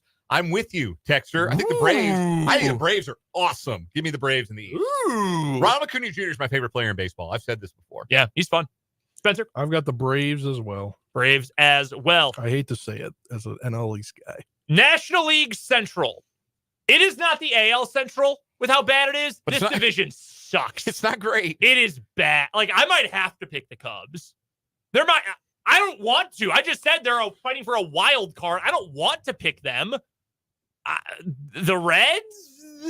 I'll go with the Reds. I'll take the Reds. I know everybody's down on their young pitching, but I think they put enough together around what I think will be a really good lineup. McLean getting hurt sucks for them. Yeah, and Noel V. Marte suspended, but Ellie De La Cruz, still a bucket of fun. All right, I'm going to go with the Cubs. Begrudgingly, I will pick the Cubs. I got the Cubs as well. All right, I like that. I feel better about that. National League West, and I'm doing the Dodgers. Yeah, aren't we all? Yeah. Yeah, let's save time. All right, and your wild cards in the National League. Dan, you first. Wild cards, I will go with the Philadelphia Phillies, the San Diego Padres. I think they bounced back. And the Chicago Cubs. I'm going to be a hater and say the Diamondbacks miss out. Spencer? I've got the Phillies, Reds, and Diamondbacks. I like that group a lot, actually. I am going to go with the Phillies as well. I am going to go with the Padres as well. And you know what? I'll go with Arizona, too. Not a lot of creativity there, but I'll go with Arizona. Your ALCS will be who over who? I am going to take the Orioles over the Astros. Me as well. Wow. We all picked very similarly. I'll be different. I'm going to take Astros over the Orioles. But we're all going to go with the same team. Like 7 straight years, Houston's been there, right? Yeah. You kind of. Same with the division. How do you pick against them? Yeah, I don't know how you do. Them, but they find a way when you get to October. All right. And then for your NLCS, who you got? Braves over Dodgers. Braves over the Dodgers. I've got Dodgers over Braves. All right. Dodgers over Braves. I am going to go with the Braves as well. I'm going to take the Braves over the Dodgers too. I got to type this all out for us. So Dan, you and I are in the same boat there. I think Atlanta's really good, man. I don't think that's a lukewarm take from our texter on the Top City Metal Supply text line at all. I think they're really good. And Spencer, you said Dodgers? Yeah. I don't think they're going to win like 100 games. I think they have some questions about their pitching staff that might keep them from being like a total regular season juggernaut. But by the time they get to the postseason, that's when I think they're going to get a healthy Chris Sale. I think they're really well built for the postseason. So give me the Braves over the Orioles in a 7-game World Series. I've got the Braves in 6 over the Astros. Spencer? I've got the Orioles over the Dodgers in 7. Baltimore in 7. Like that. That would be a lot of fun. All right. Individual award tallies here. We'll get through these quickly. Your American League Rookie of the Year, Dan. Wyatt Langford, Texas Rangers outfielder. I am going with a different Texas Ranger, Evan Carter. I have both those guys on my fantasy team. So hey, either way, I can't lose. Spencer, do you have an AL pick? Jackson Holiday. I like that one a lot. And he could be up in a month. I mean, didn't Bryce Harper? I'm pretty sure Bryce Harper won in 2012, and he got called up. Yeah. No, that's what I'm saying. It's like April he's not going to start on the big league roster, but he could absolutely be a guy who comes up in a month. All right, National League, Dan. National League, Paul Skeens, Pittsburgh Pirates pitcher. How quickly do you think he'll get up? They won't wait long. They can't wait long on him. This is my homer pick that I told you about earlier, Shota Imanaga. I am all the way in on Imanaga. I think he's going to be very good. Spencer? I've got Yamamoto. That's a solid pick. And then your Cy Young pick. I just spelled Yamamoto way wrong in our show notes. Cy Young for the American League. Skip me. Come back to me. Luis Castillo. Love it. Love it so much. Love that pick. I think he's really good. I am going to go with... Which one do I want? Which of the Mariners' young studs do I want? I am going to go with Logan Gilbert. I'm going to go with Logan Gilbert. I am going to go with, maybe it's a bit of a homer pick, but I'm going to pick him, Grandview High School zone, Kevin Gosman. Gosman. Okay. I thought you were about to say Cole Reagans for a moment. National League. Who you got? National League Cy Young Award winner, Spencer Strider. This is his year. Okay. Spencer Strider buying in. Strikes everybody out. He does. Lots of strikeouts. I've got Glass now. Who? Tyler Glasnow. Glasnow. Sorry. Misheard you there. You know, if he's healthy enough to pitch 160, 170 innings, he might. He's awesome.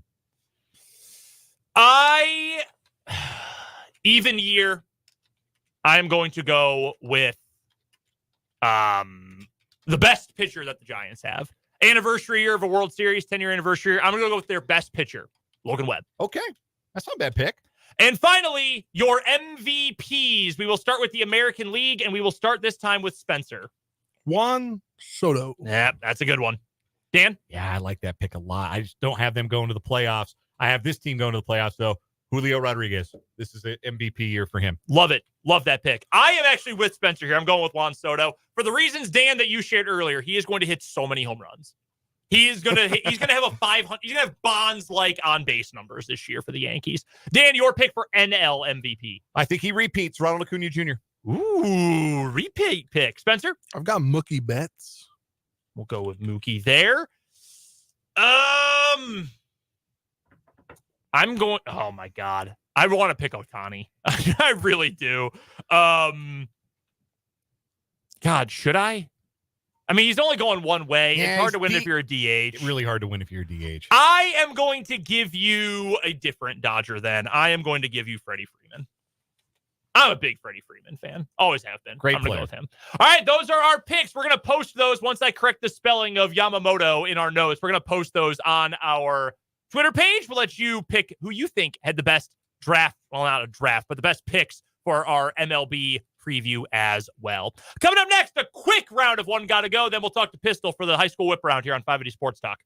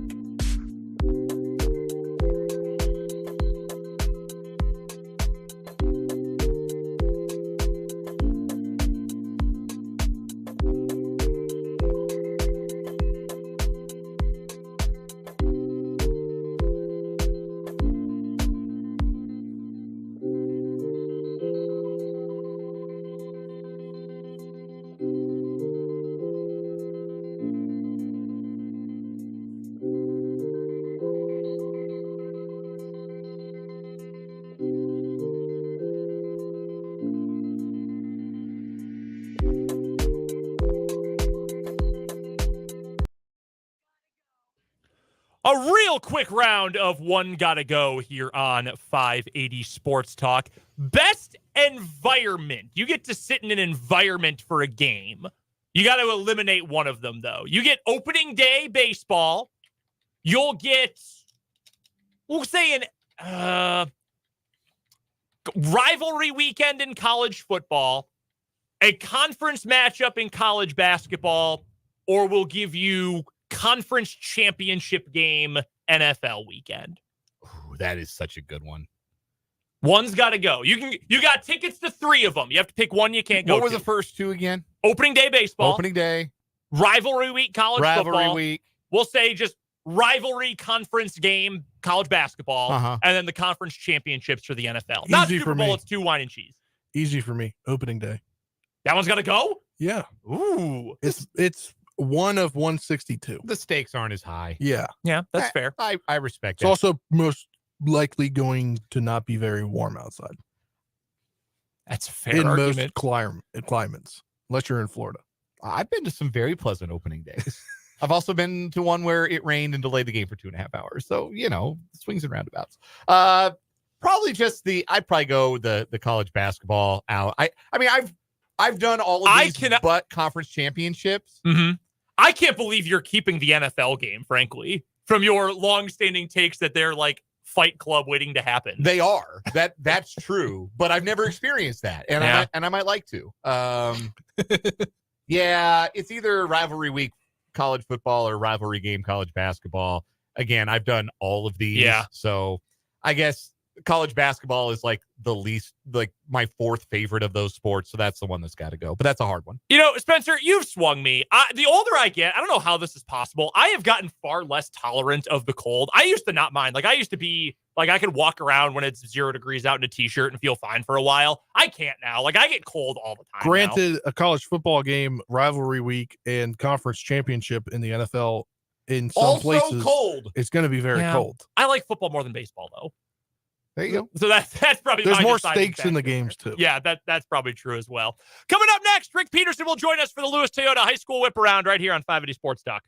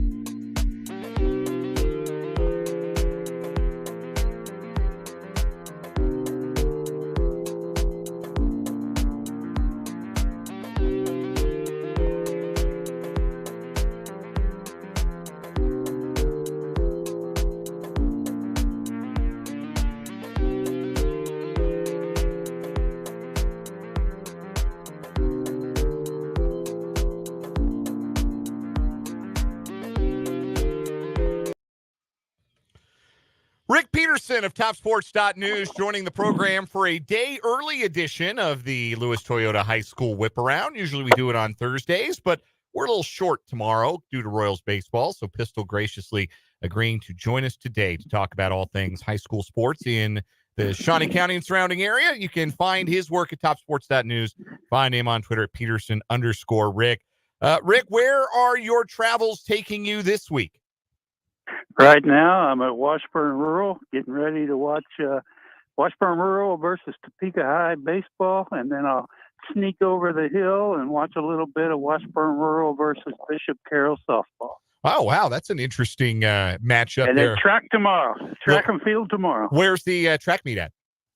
Washburn Rural, the Jerry Beardsley Invitational. There you go. So they'll get real familiar with you down there in Southwest Topeka. Yeah, Pistol, you might just set up a bunk down there, on Wanamaker, just hang out for a while. Yeah. Luckily, this is about 6 minutes from my house, so it's an easy trip. There you go. Now, how about a little baseball preview? Because this is a really intriguing early season matchup. We talked about these two teams last year. Of course, Washburn Rural always good on the diamond. Topeka High made it to state last year for the first time since Hector was a pup. So they got a lot to build on. Give me a little preview for what you're excited to see when the Junior Blues and the Trojans play on the diamond today. Well, this will be a good one. This is the kind of games that jump-started Topeka High's season last year. They came from behind in both games to beat Washburn Rural, and so I'm looking forward to another good doubleheader. We got all kind of messed up yesterday on weather and everything got pushed back. There's another great game going on today that I'd love to be at too. Seaman versus Shawnee Heights, two other traditional powers. So it's good, and we're getting off to baseball in a hurry, and I think we got some good teams in the county. The softball matchup, obviously Washburn Rural, tremendous program. They get a chance to take on Bishop Carroll in some non-league play. The Golden Eagles coming up the turnpike. What's your take on the Washburn Rural softball team? I know they got a new head coach this year. Yeah, they'll be fine. They're really good offensively. They lost some. Over the last several years, they lost some really good pitchers. Casey Hamilton, Olivia Bruno, Emerson Cope. And so that I'm curious to see what they can, who can step up and be their number one this year. But they opened with a doubleheader sweep over Topeka High, so they got off to a good start. Bishop Carroll, it's out of the area, but they're a very, very good program. Every year they're in the 5A mix. So this will be a good test for the Junior Blues and Joe Marie Galliard. Rick Peterson from TopSports.news, our guest on the Lewis Toyota High School Whip Around here on 580 Sports Talk. Pistol, you mentioned some names of some former high school standouts that are currently doing big things at the collegiate level. You, in fact, laid this out in an article right now at the top of the front page at TopSports.news. Just how many local have gone on and are off to great starts or accomplishing great things in their collegiate careers so far this season in particular. You mentioned Olivia Bruno and Casey Hamilton along with Campbell Bagshaw, big part of the reason why the Kansas softball team is ranked. Obviously, Nija Kennedy, former Topeka High star, is one of the best pitchers in the country in her sophomore year at Stanford. There are a lot more in the article, and I urge people to go check it out if you want to keep tabs on some former Topeka and area prep stars. But what does that testify to as far as the caliber of talent here, maybe the caliber of coaching here that has enabled some standouts in Topeka to be able, particularly in softball here, if we can narrow down, to go out and be every bit as accomplished in the college game? Well, all of that you talked about, great athletes and then great coaching, and all of them were part of good summer programs and good off-season programs. So they're well seasoned by the time they get to the high school level. They get good coaching and good competition in high school level, and they're ready to go on to the next level. Did I know Nija Kennedy was going to be good? Yes, very much so. Did I know she was going to be arguably the best pitcher in the country? I didn't know that. I mean, I had to kind of wait and see, but what a start she's got to her career. And And KU has just been one of the biggest stories in college softball this year because they're up to number 18 in the nation after struggling for a few years to get to that level. Back to that point you made about Nigel Kennedy, Pistol. I'm sure I've told this story before with you on the air, but that I remember seeing Nigel as a freshman basketball player and talking to you and you telling me, I hear she's a better softball player.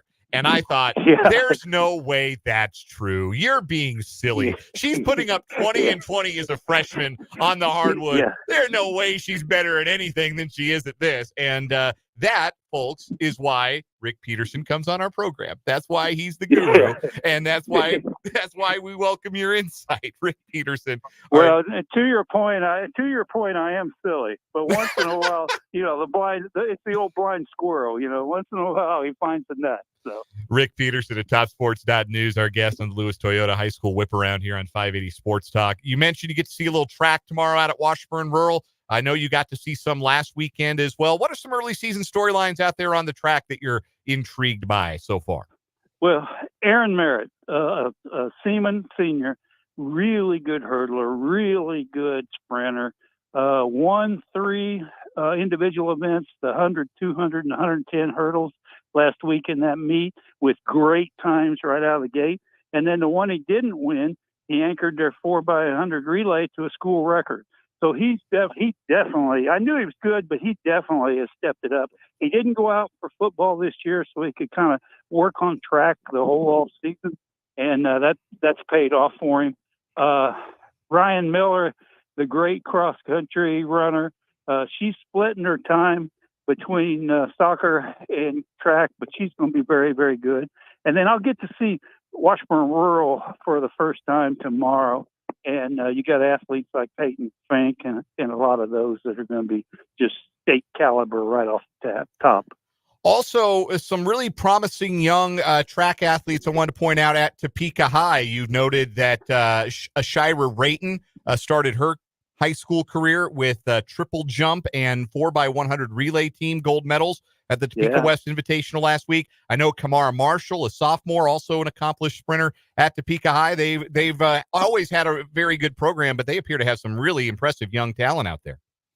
Yeah, and the thing there is the common thread through almost all these athletes we're talking about, the Casey Hamiltons, the Campbell Bagshaws, the Marshall and Rayton, on and on and on, Fink, Miller, they're all multi-sport athletes. And I harp on that all the time, but I think it pays off more often than it doesn't. Rick Peterson joining us here on the Lewis Toyota High School Whip Around. Had a chance to see some soccer earlier this week. Hayden beating Free State 2-1. And I know Hayden, again, traditionally terrific soccer program, terrific girls soccer program. Jill Lenher back on the field and scored the winning goal in that game. I know she wasn't able to play this basketball season due to an injury, but having her back is going to be a huge boost to that soccer team, I would imagine.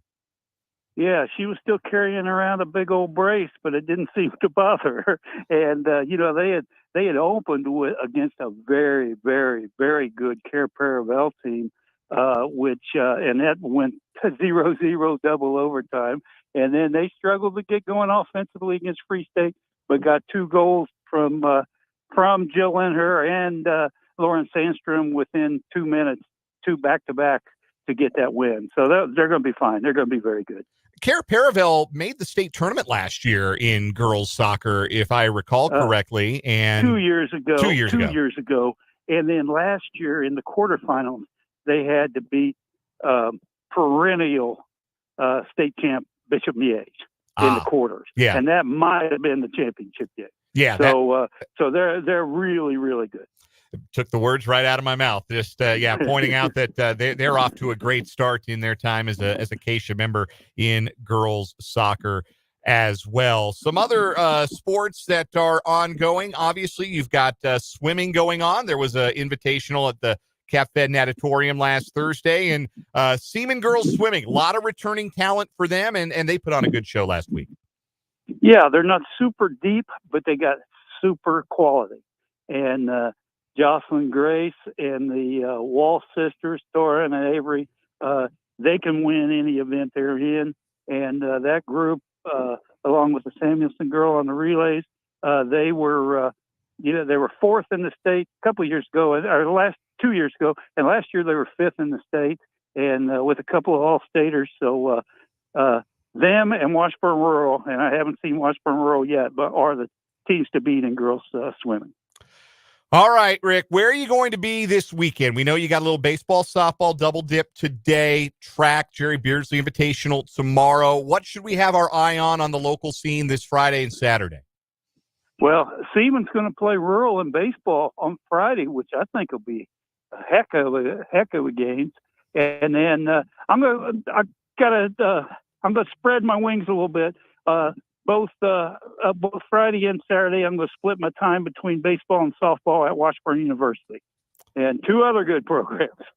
Yeah, softball playing especially well out there at Washburn University. Rick Peterson covers it all at topsports.news. You can follow him on Twitter at Peterson_Rick.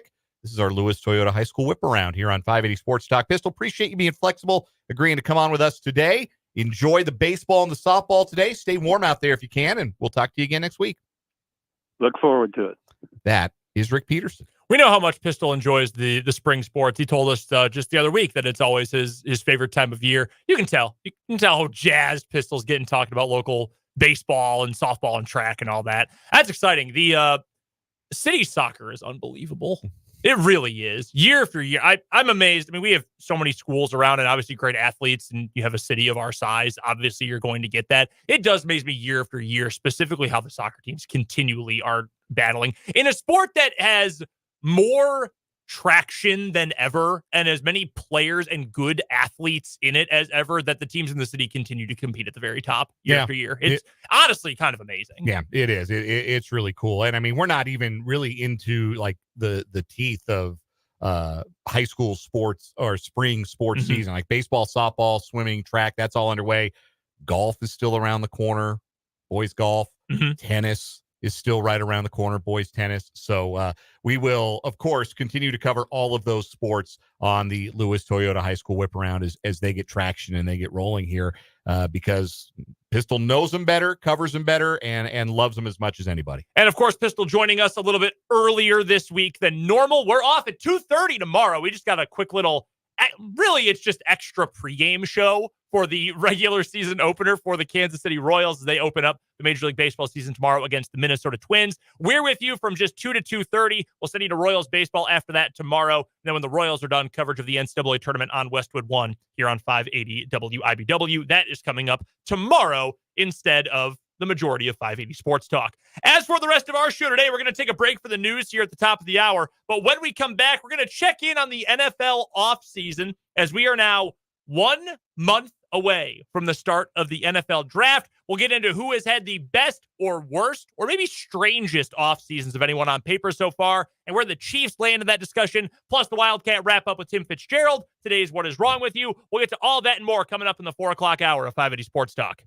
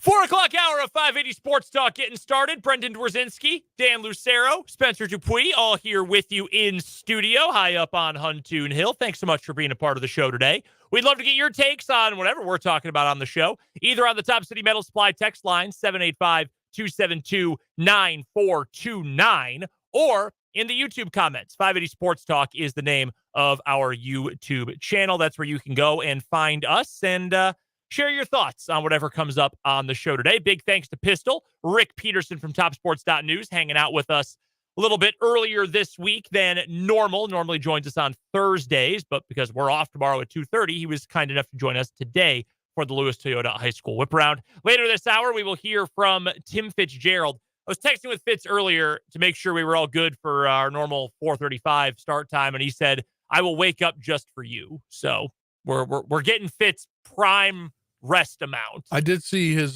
tweet earlier. He said he had a press conference to go to at 1. He was gonna go take a nap, go to bed, record a podcast, and I'm assuming an interview with us. Yeah, and then go back to sleep. It's like that sounds like a great day. Yeah, it's like the Jimmy V quote. If you can go to a press conference, sleep, and go on the radio for 20 minutes every day, that's a hell of a day. That's pretty much it. All right, we'll get to Fitz a little bit later on. We'll get to what is wrong with you a little bit later on as well, plus your texts, plus your YouTube comments. But I wanted to check in on the NFL offseason so far. We are now a couple weeks beyond the start of the league year. In fact, today is exactly 2 weeks past the start of the new league year and the official start of free agency. So we are through the first and second and arguably third waves of free agency at this point. Are still having some moves announced. We will get to some of those in our headlines today. But who has had, in your opinions, the strongest off seasons so far? What teams do you feel like have had the best, the worst, the weirdest? Where do the Chiefs land in all of this? How has it impacted the contenders? How much can truly change through free agency while we're still a month away from the draft? So let's start with the positives, shall we? The teams that have had the strongest off seasons so far, who would you put in that category? On paper, obviously, we haven't played with new free agent acquisitions yet, but who have had the strongest off seasons in your opinion? You talking about strongest off season as it pertains to winning next season? Yeah, like they've gotten better. Like or whatever goals they set out to accomplish, they have gone out and accomplished. I mean, I've got a homer pick for you. Of course you do. Washington Commanders. Couldn't have gotten worse. Yeah. It has been a good offseason. I agree. Yeah. Is there any part of that in particular or just like in general? It's not spending on one big name that's washed. It's building depth at positions they needed depth at. Mm-hmm.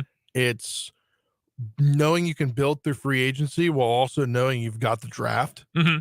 And it's the draft. I mean, they traded away Sam Howell and got a pick swap, and now they've got like I think what's 5 or 6 in the top 100 picks in the top 100. I mean, they're on their way to success at some point if they can all work out on the field. So I would say they're winners of the futures in the offseason, not in the 2024-25 season. So did well now to find success later. Yes. All right. I've liked Philadelphia's moves. Okay. CJ Gardner-Johnson coming back, I think, is a nice addition. Bryce Huff is going to help their pass rush. Saquon Barkley will be an upgrade. Like they've been one of the better teams at running the ball, and now they add one of the best at running the ball to their roster. I don't think they fixed everything, but I like the individual pieces that they've brought in.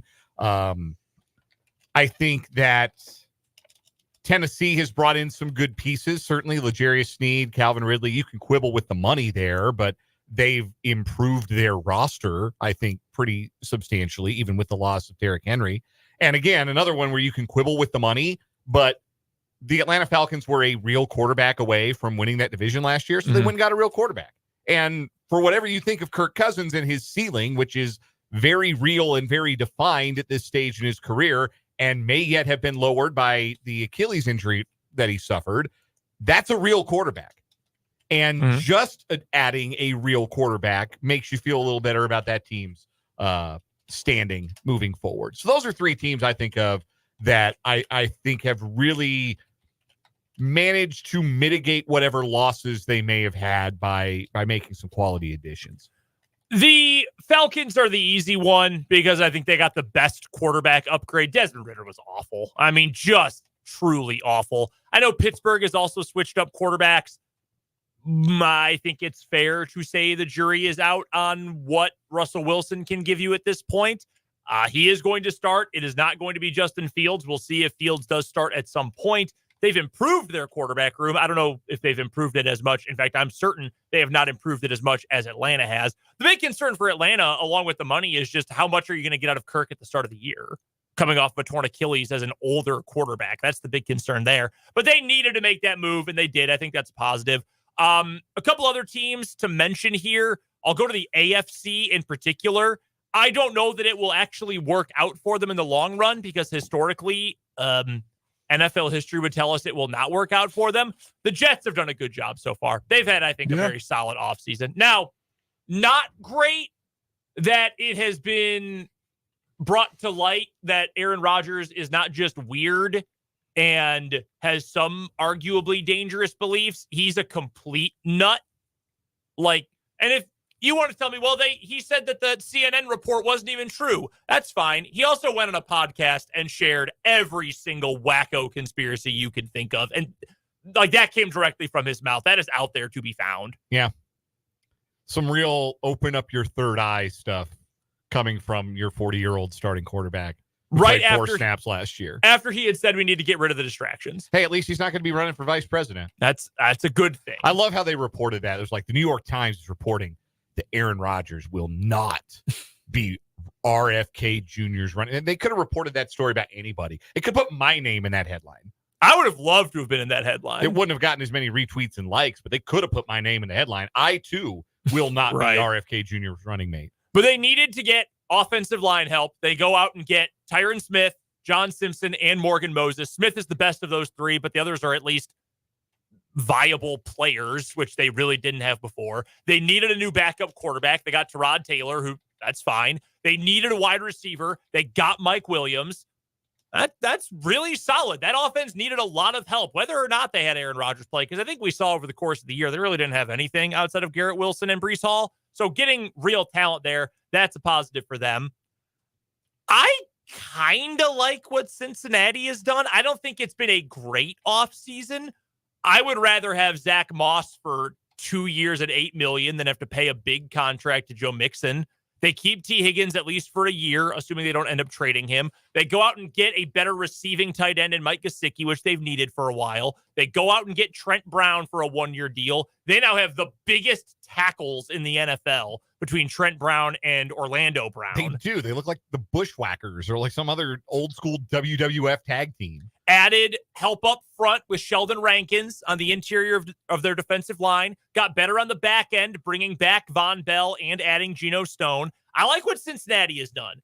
Their offense needs to get it done this year because you're going to have to pay Chase. Burrow's going to only become more expensive. You only have Higgins for the 1 more year. Gesicki's on a 1-year deal. So it's got to shake right away, but I think they're in a pretty good spot there.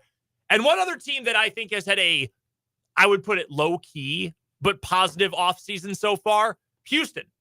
I think the Texans have done a good job. I was going to say that as well. I just trashed Joe Mixon, but they needed a substantial running back upgrade. Yeah, they needed a real running back because clearly Dameon Pierce, not that guy. Fell off the map. No, that's unfortunate. So they get Mixon, who's not explosive at all, but could you rely on him to at least... Can you look at him and say, I know that guy is a starting running back? Productive. Yeah. Boom. That's what you needed. He'll produce. He'll catch some passes. He's in the top half of starting running backs in the league, I think, fairly comfortably. Locked up Dalton Schultz to a 3-year deal. That's good. That's valuable for a young quarterback. Brought back Noah Brown, who is really good at the end of the year. That's a positive thing. They've added a ton of dudes on the defensive side of the ball. A lot of just flyer guys, which I think is an interesting approach. But if you trust D'Amico Ryans in that defense, which I would. They'll miss Jonathan Greenard, but they went and got Danielle Hunter, which I think it's like a 1-for-1 swap. Essentially you're thinking you can replace that production even up. And they're probably right. So no, I like their offseason a lot. Now to the juicy stuff. And we can pool a lot of different adjectives together here. The worst or weirdest or strangest or most confusing off seasons so far. And I've got two names that pop off the page right away. I've got one. Who's yours? The Dallas Cowboys. Yeah, that's number one here. They're not doing anything. Except being weird. Jerry Jones has gone bizarre. Have you Is he seen senile? He might be. No, have you seen the clip of him during some interview at the owners' meetings just scribbling on a piece of paper? Yeah. Like he's losing his mind? Like, I'm not here to disrespect someone who, might have some cognitive issues, but maybe that person shouldn't be running an NFL team? And I'm not saying he does have cognitive issues. I'm just saying he has been acting bizarrely. Their messaging makes no sense. And now Dak Prescott is without a contract going into this next year, final year of his deal. Don't they have like an understanding or something that came out yesterday? I guess. I don't get what the understanding is, but okay. I guess the understanding is that he's not going to get.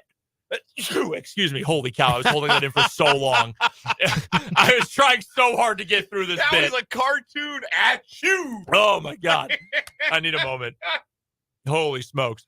The messaging is not there. They don't have CeeDee Lamb locked up long term. They've lost multiple contributors defensively, pretty much all of them to Washington.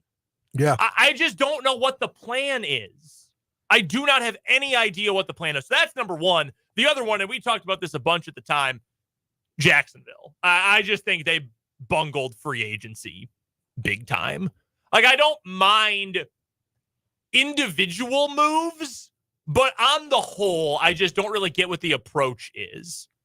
Like, why did you sign I would have, if I'm Jacksonville, to be completely honest with you, I would have rather given Calvin Ridley that huge contract that Tennessee gave him than signed Gabe Davis to a 3-year, $39 million deal. I think you're right. I don't get it. I just don't understand the approach for those two teams. Dallas, first among them, though. This has been bizarre what the Cowboys are doing. Like, they feel like they're on the cusp, right? Like, or at least that's what the attitude should be. They've been knocking at the door of being a legitimate Super Bowl contender.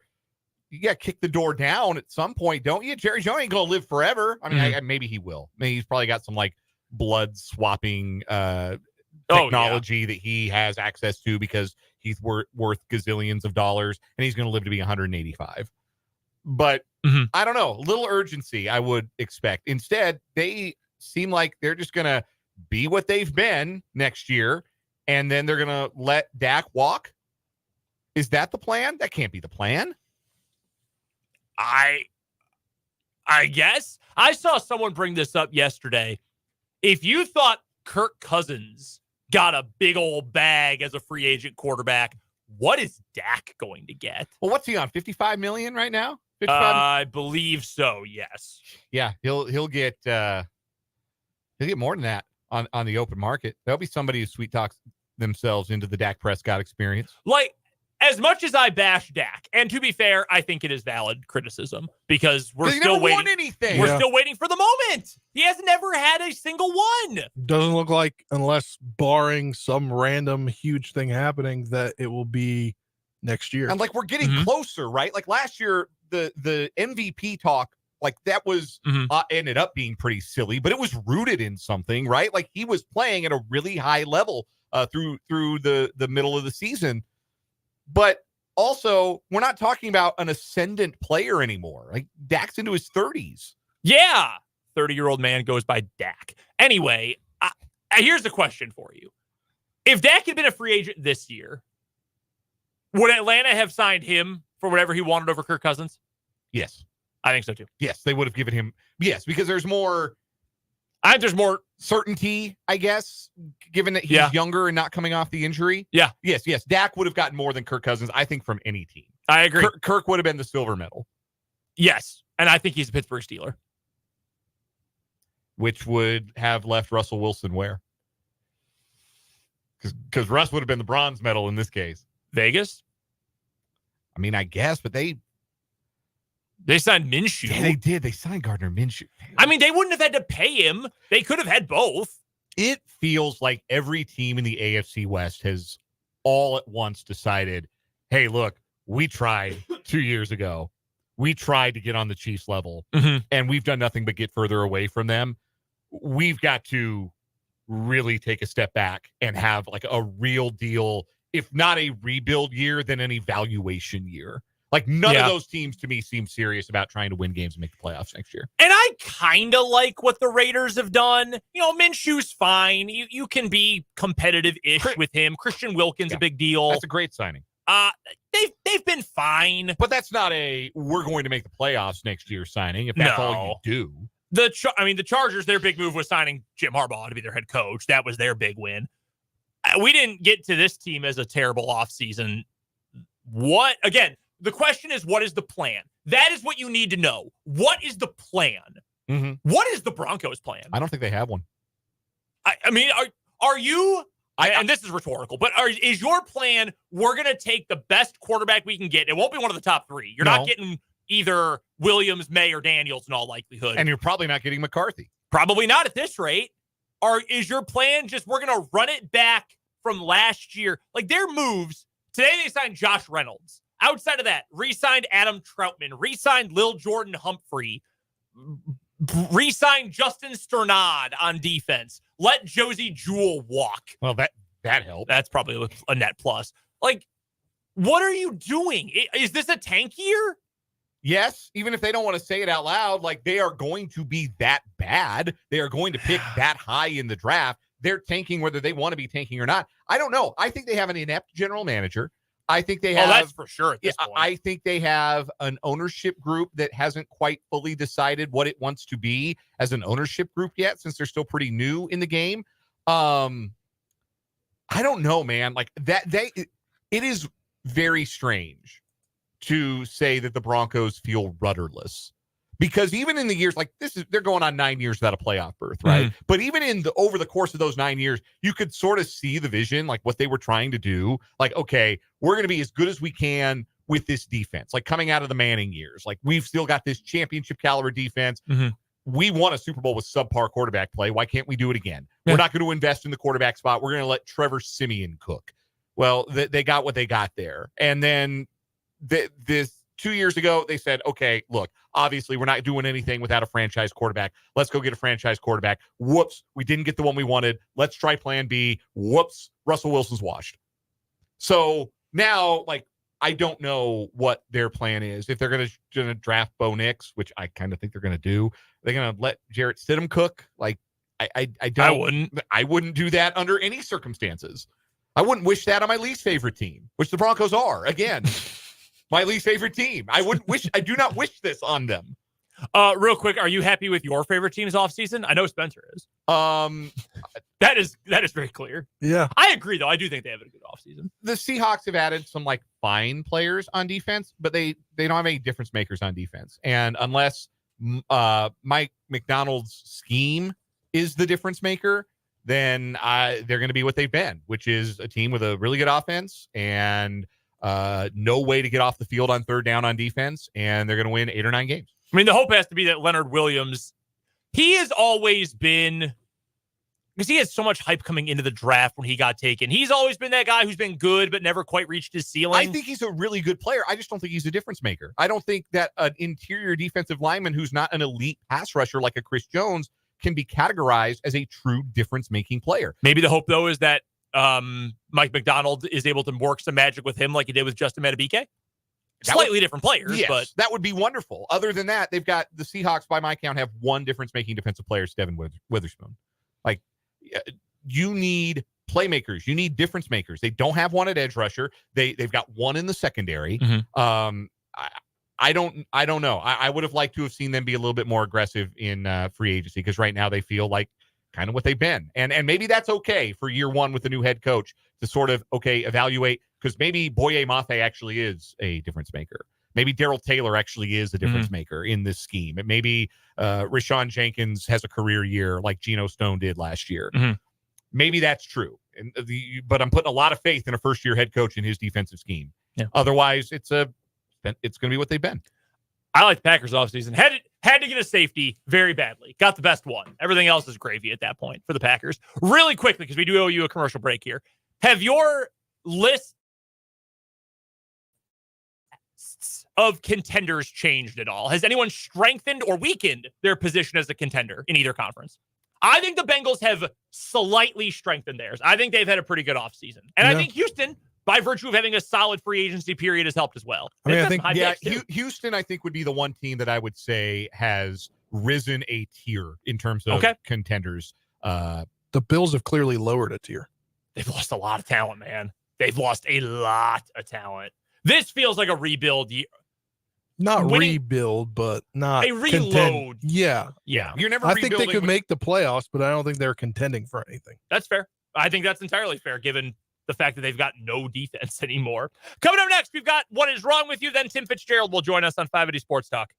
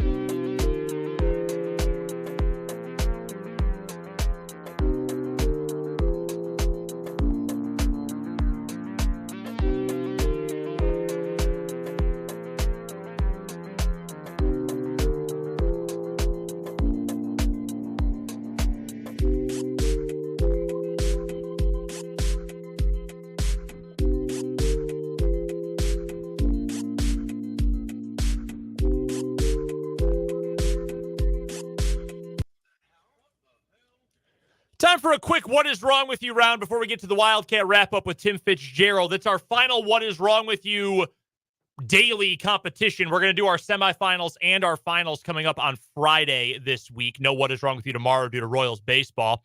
Our current winner for the week, they are the landlord gangsters, the married couple in Pennsylvania who wanted to evict their 19-year-old tenant by waving guns in her face and shooting down her door with a Soviet-era rifle.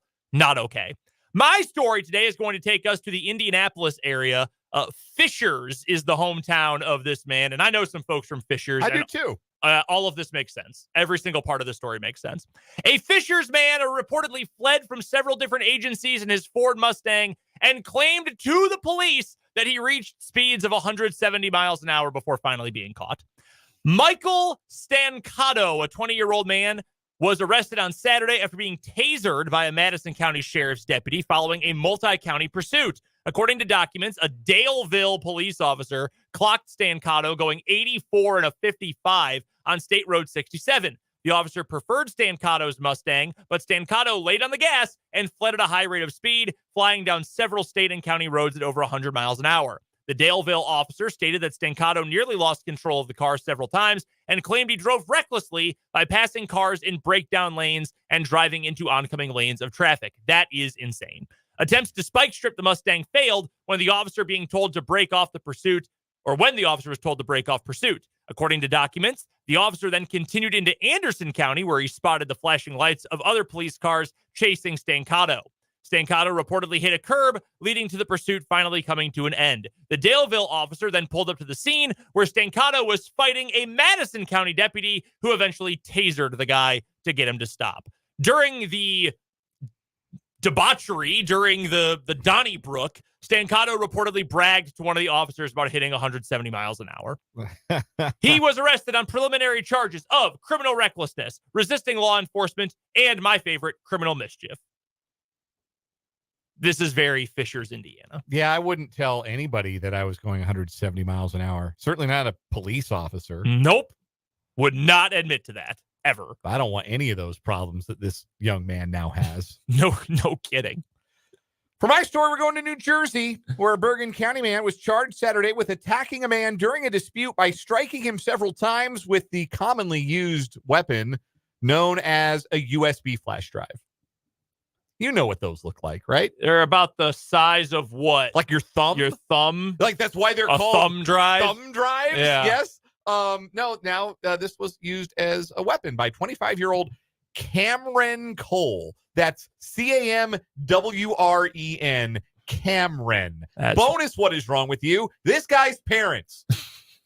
Agreed. Spell names correctly. 25-year-old Cameron Cole of Teaneck was charged with second-degree aggravated assault and weapons offenses and taken to an area hospital for observation. Teaneck police were called shortly before 1 a.m. Saturday to a home to investigate a report of two men fighting. An on-scene investigation, which included an interview of a witness, determined that Mr. Cole struck the victim with a small metal object determined to be a USB flash drive, causing lacerations to the victim's neck and arm. How hard do you have to be swinging the flash drive or stabbing out with the flash drive to cause lacerations?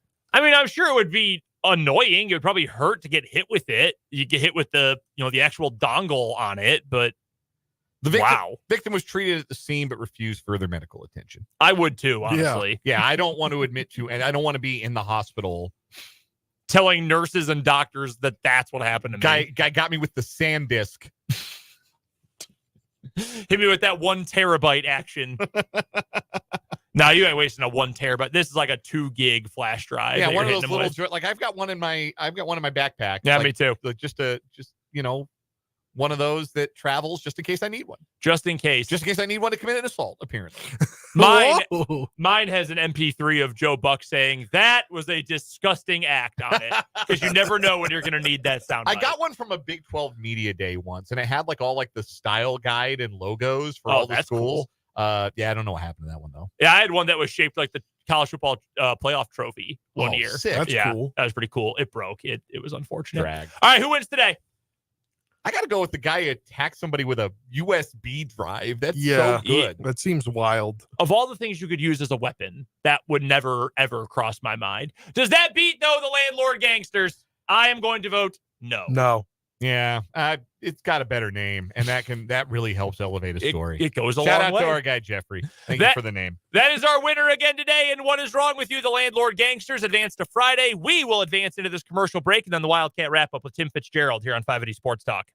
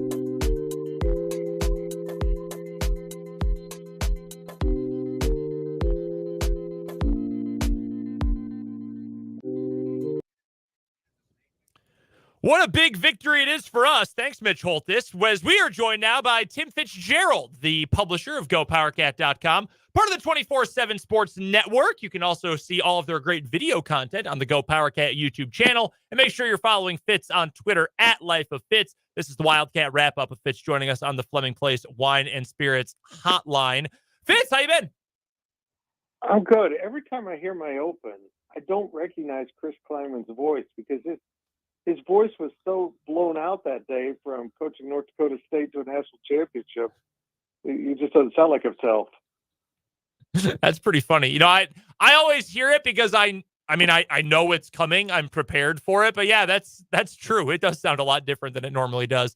You got to speak to some of the K-State coaches today. Yeah, we had the offensive coaches minus Matt Wells, because we'll get him later.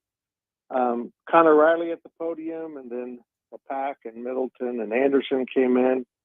I feel, I don't know. I just feel like this offense is going to be more advanced this year. Not necessarily because of the schemes. I think some passing elements will help out Avery, but I just think there's young, exciting talent on the side of the ball, other than Avery Johnson, that I think we're going to have a lot of fun seeing.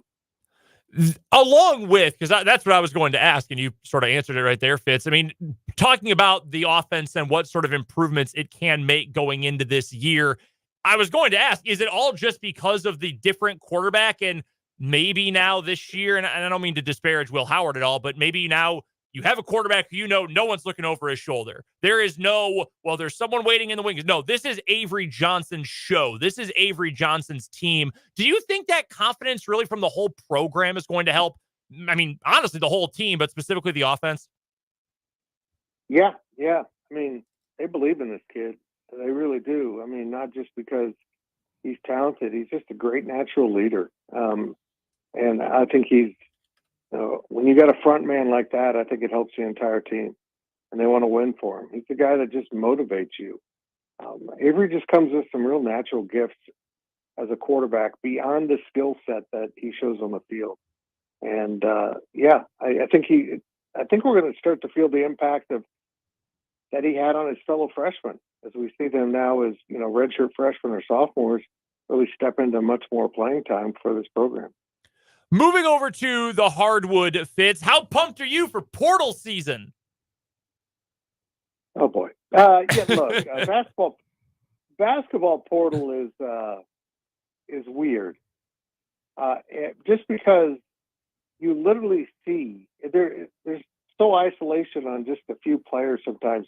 You literally see almost in live time the bidding wars erupt. Mm-hmm. And players don't spend much time in the portal, so it's just such a volatile time when guys are hopping in and then like in 12 hours, I picked a school. Yeah, you didn't talk to them before. I get it. It's crazy that portal time. But this is going to be just a prelude for the April 15th football portal that everyone is forecasting apocalypse over. Isn't it incredible that players are allowed to enter the portal with the do not contact label, just advertising that they've been tampered with? Like, I get that it happens. I'm not going to wring my hands over the fact that there's tampering going on. I'm assuming most, if not all, programs do it to a degree. But I find it very funny that a player can straight up advertise, I already know where I'm going. Don't reach out to me. Someone has already worked out a deal with me. Like that. I am all for player movement and the availability of the transfer portal. That in particular, though, almost seems like parody. Yeah, I agree with you. Totally. It's insane. But also, to everyone's defense right now, I mean, the courts took down all the guardrails. Basically, you can tamper. There's nothing wrong with it. It's insanity, and that's going on massively on the football side. Mm-hmm. I've been told by numerous people that you're going to see people hopping in the portal this football cycle you never imagined would, and they'll do the same thing. They'll end up 24 hours with the program because that deal's already been cut. They might still be in spring football with their existing team, but they've already cut a deal for an NIL at a new school. It's just insane what college athletics has become in such a short period of time. Tim Fitzgerald, publisher of GoPowerCat.com, is our guest here on the Wildcat Wrap-Up on 580 Sports Talk. Fitz joins us on the Fleming Place Wine and Spirits hotline every Wednesday at this time. You can see he and his staff's writing at gopowercat.com, part of the 24/7 Sports Network. Give Fitz a follow on Twitter at Life of Fitz. Regarding the football portal opening in less than a month, is there anticipation from Kansas State that they might be active in that one way or another, that they may look to fill a vacancy, that they may be dealing with a vacancy they might not have been expecting, or do you think it might be a quiet period relatively for Wildcat football? I think there's an interest in, getting into the portal and finding some more guys. I think there are like 7 open scholarships right now. And another layer to this that I don't think fans are realizing is to go with the NIL, there's almost a salary cap, self-imposed salary cap. This is what you have to go with. If this guy takes up this much money, that means maybe you don't get 2 other players of less significance. It's really a weird situation that coaches are in now. So depending on the amount of money they have in the budget, the NIL budget, I think you'll see them active. How active, I don't know. But then again, you just don't know who might leave. I mean, if all these stories are true, I know that I've been told K-State players have been contacted. It doesn't sound like they're going anywhere. But kind of taking this full circle, that's kind of good that you've got a really young team. I'm sure people are making runs at Avery, but he seems absolutely ironclad, locked in. And a lot of the players you're really looking forward to aren't fully proven yet. So I think K-State's almost at an advantage having so many younger guys that will be significant players. I want to double back to something you said earlier when we opened the discussion about football. You talked about the young skill talent on display so far at spring practices being worth getting excited about, not just the quarterback, Avery Johnson. I know wide receiver in particular has been a spot the last couple of years, and we've discussed it on this show, where it hasn't felt like Kansas State has had the kind of high-end wide receiver talent that you really need to have in the Big 12. They haven't had a Hollywood Brown or a CeeDee Lamb. They haven't had an A.D. Mitchell or a Xavier Worthy. And, those guys are first-round picks. Those guys are, stars in college. But do you sense at wide receiver in particular that maybe the bar is being raised, that Kansas State is trying to recruit, maybe starting to bring in a higher level of player, if not necessarily that level, at least a higher level of wide receiver prospect? Yeah, and I think it's easy to argue that they failed at that for a number of years. They weren't bringing in good enough receivers. And I think Jace Brown was an indicator that this last class they got something right, because we're talking about a true freshman that ended up breaking into a lineup that looked like it was fairly solidified, but I think they do have more players. They're raving about Dante Cephas, even though he's on injury watch right now, and but they just love his athleticism. They expect big things again from Keegan Johnson. You start layering in all the things they've done between recruiting and the portal, and I think they have improved their position quite a bit. We're kind of whipsawing between sports here on this edition of the Wildcat Wrap-up. I hope that's all right. But I do want to do a bit of a women's basketball postmortem here, as the K-State women fell in round 2 of the NCAA tournament, lost at home to Colorado. Their season ends in the round of 32. Nobody's going to shake a stick at 26-8, and it's an impressive year in that regard. But going on now 22 years without an appearance in the Sweet 16 for K-State women's basketball. What in your mind has to happen with this coach and this group of players to get over that hump and play in the second weekend? Yeah, it's really odd. This team was so good at the start of the year. I mean, they won at Iowa. And then the injury happened to Aokali, and they just never really gathered themselves. They never looked the same. I mean, honestly, the team only looks marginally better with her when she came back than they played without her, which is really odd. So I just think maybe even the coaching staff kind of lost how they were using all their pieces, and it just didn't go right. They're going to get there. I mean, they're beginning to recruit at a higher level. But, you watch some of these teams playing. Like Colorado had a lot of talent. They had a lot of depth that they just kept running people in. And I think that's maybe an area that they need to work on, is get more players, to have more depth and use it. And I think, they might find themselves finishing games stronger than what they did at the end. We're joined here on the Fleming Place Wine and Spirits Hotline by Tim Fitzgerald of GoPowerCat.com for the Wildcat Wrap-up. And Fitz, you just talked about Aoka Lee. She's got a decision coming up, whether she wants to return for her final year of eligibility. Where do you think, if you had an opinion on this, where do you think she stands on this? And if she decides not to come back, where does that leave K-State? I noticed that they had a backup center hit the portal. I think that might be a sign, but I don't know. I'm not sure she's made up her mind. I would guess she'll come back. I think there's enough NIL there maybe to want her, to encourage her to make the decision to return to school. And that's an advantage some of these programs now have. I mean, if the money for pro can be matched or nearly matched by NIL, I think you're going to see players stick it out and use every year possible. Fitz, regarding the women's team and this season, we were talking about this the other day. Objectively a good season. Won a bunch of games, top 4 seed, got to host, made the tournament, all that. Objectively good. But was it still a disappointing year given the level of talent and given the hype going into this year to only make it to the second round? Yeah. I mean, on top of that, because of the women's game, made it to the second round on your home floor. Yeah. And couldn't beat Colorado. Look, I knew Colorado was going to be a problem. And I had ironically seen them play in Las Vegas. And I'm like, this looks like Iowa State. This looks like a matchup issue for K-State.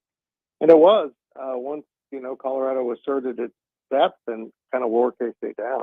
But yeah, I think that even the team would say they came up short. This was disappointing. And that's too bad, because I really did think this was easily a Sweet 16 team, and then they didn't even make it to that. Is it I want to be careful with how I ask this question because I don't want to make it too personal or anything. Is it a Coach Mitty problem? Well, I don't know. I mean, I don't cover women's basketball full time. I did see some things at, the second round of the tournament that I didn't agree with in player rotations, but, you could probably say that about almost any coach. I think Coach Mitty is really good in practice, really good at recruiting. He understands what to do. But I think maybe in fairness, if there was a shortcoming in game adjustments that, were pretty much absent against Colorado. One more question I've got for you, Fitz, and if you don't mind me flipping back to football again, but this is a listener-submitted question, so I wanted to make sure we got to it. Okay. Deshaun Brame at the tight end at Derby. We got to see him up close and personal in the state playoffs this past year when they played Washburn Rural, and had a quiet game until all of a sudden he didn't have a quiet game. And you can tell right away he's one of those guys that just moves differently. One of the better prospects in the state for next year's football recruiting class. Doesn't have K-State in his final 6. He just revealed it earlier today. I know your guy Ryan Wallace was writing a little bit about this over on the Go Power Cat message boards. Were you guys surprised? Was your recruiting crew at all surprised that K-State fell out of the running for one of the better talents in state for next year? I'm not. I mean, they're really focused on Lincoln Cure out in Goodland. We just had a story about the number 2 rated player in Nebraska this year is a tight end, and he's very interested in K-State because his brother plays here. I think they feel good about their tight end recruiting, and I think I believe that they always felt like Brame was looking for a big brand. I haven't seen his top 6 because I was at a press conference, but I don't think they ever felt the kind of engagement from the recruits that they needed to feel, particularly when they have other choices. So I think they're going to be fine at that position, but that is disappointing when you got a player of that caliber that really doesn't show the interest, but that's just kids. I mean, you don't know what they're thinking until they put a list of 6 out, and then you go, that's not what I expected. Doesn't hurt, certainly, like you mentioned, though, Fitz, that K-State is right there in the mix, if not right at the top, for Lincoln Cure, who is awesome. If you have not seen this dude out in Goodland play, folks, go find a way to watch him play because he is a stud. He can hoop, too. Yeah, heck of an athlete. It's a weird convergence of tight end talent right now in this region. there's a lot running around in the high school level. And, the way K-State uses a tight end, I think that's a great advantage for the Wildcats.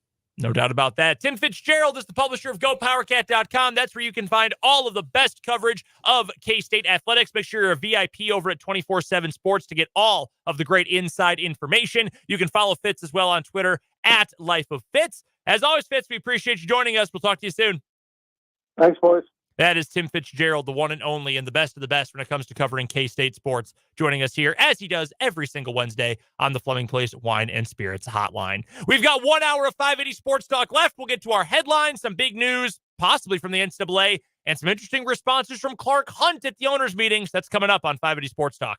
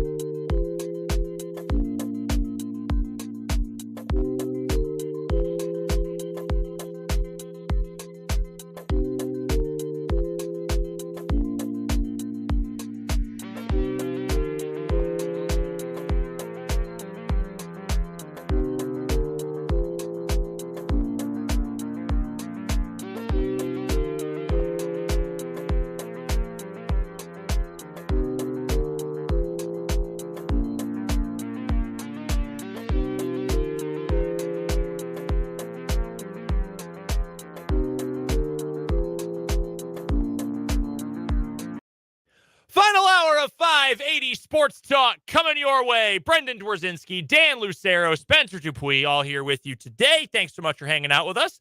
Final full show of the week. We're off after just half an hour tomorrow. We're on until 5 on Friday. Busy rest of the week. Of course, opening day tomorrow. We will get to plenty of Royals talk. College basketball NCAA tournament talk on Friday as well. Brian Ralph from Heat Check College Basketball is going to join us to talk about the tournament. We'll be joined, as always, by Matt Derrick, 3:35 on Friday as well. We're still taking your texts on the Top City Metal Supply text line throughout the rest of the show today.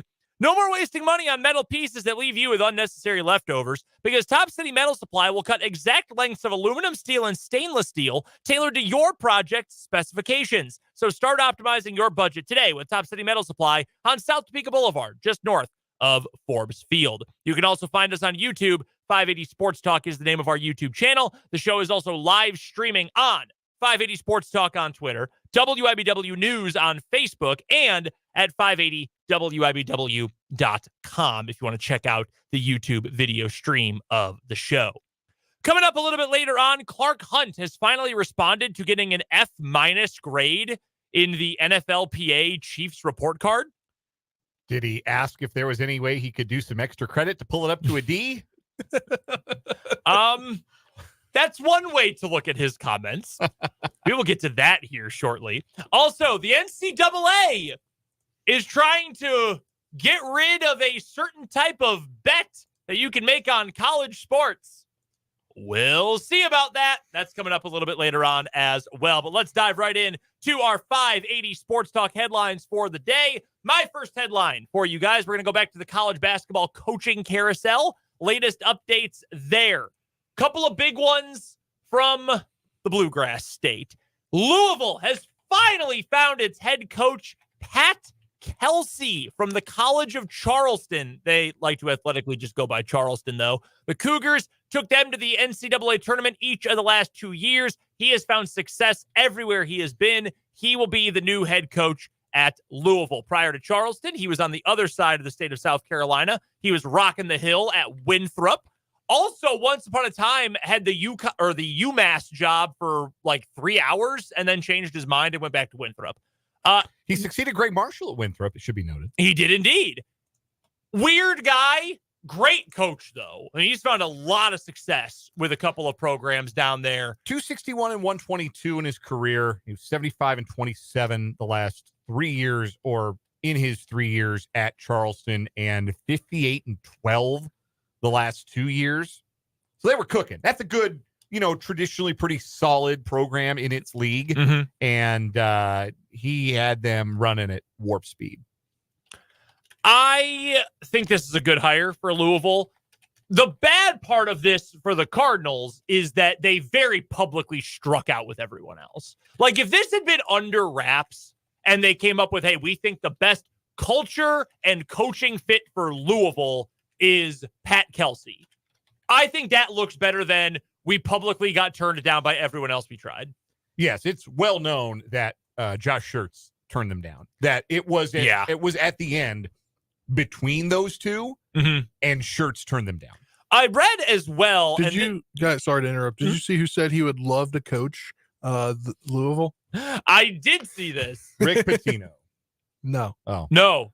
Huggy Bear. Huggy Bear. I bet he would. I bet he'd love a paycheck. Yeah, I was happy to know that they recycle cans in Louisville, though. That's nice. I bet he'd be willing to coach Louisville State, Louisville Tech. Yeah.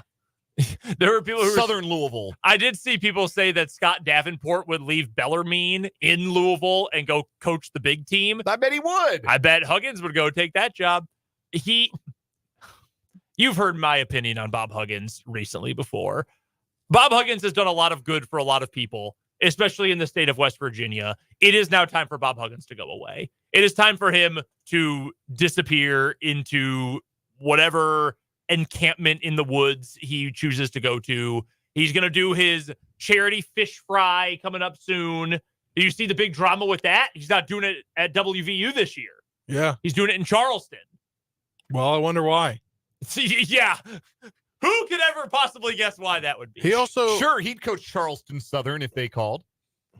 He would coach like Topeka That's West. not even the if they right call. Charleston. He'd No, still we're coach talking there. two different Charlestons on the Yeah, Eastern Seaboard. I was about to say that's No, not man, even the he'd right go. one. He would go anywhere to coach. It is getting very sad and desperate from Bob Huggins. It really is. Which is probably how we got in this situation in the first place with Bob Huggins. No, that's the hire for Louisville, though. I think it's a good hire, all things considered. But like getting turned down by everyone else, though, is brutal. all things considered is doing a lot of work there because it is very convincing to argue that the best job that came open in this cycle was Louisville. And everybody knew the Louisville job was going to be open. Kenny Payne was a dead man walking for 3 months. Mm-hmm. And this was the best they could do.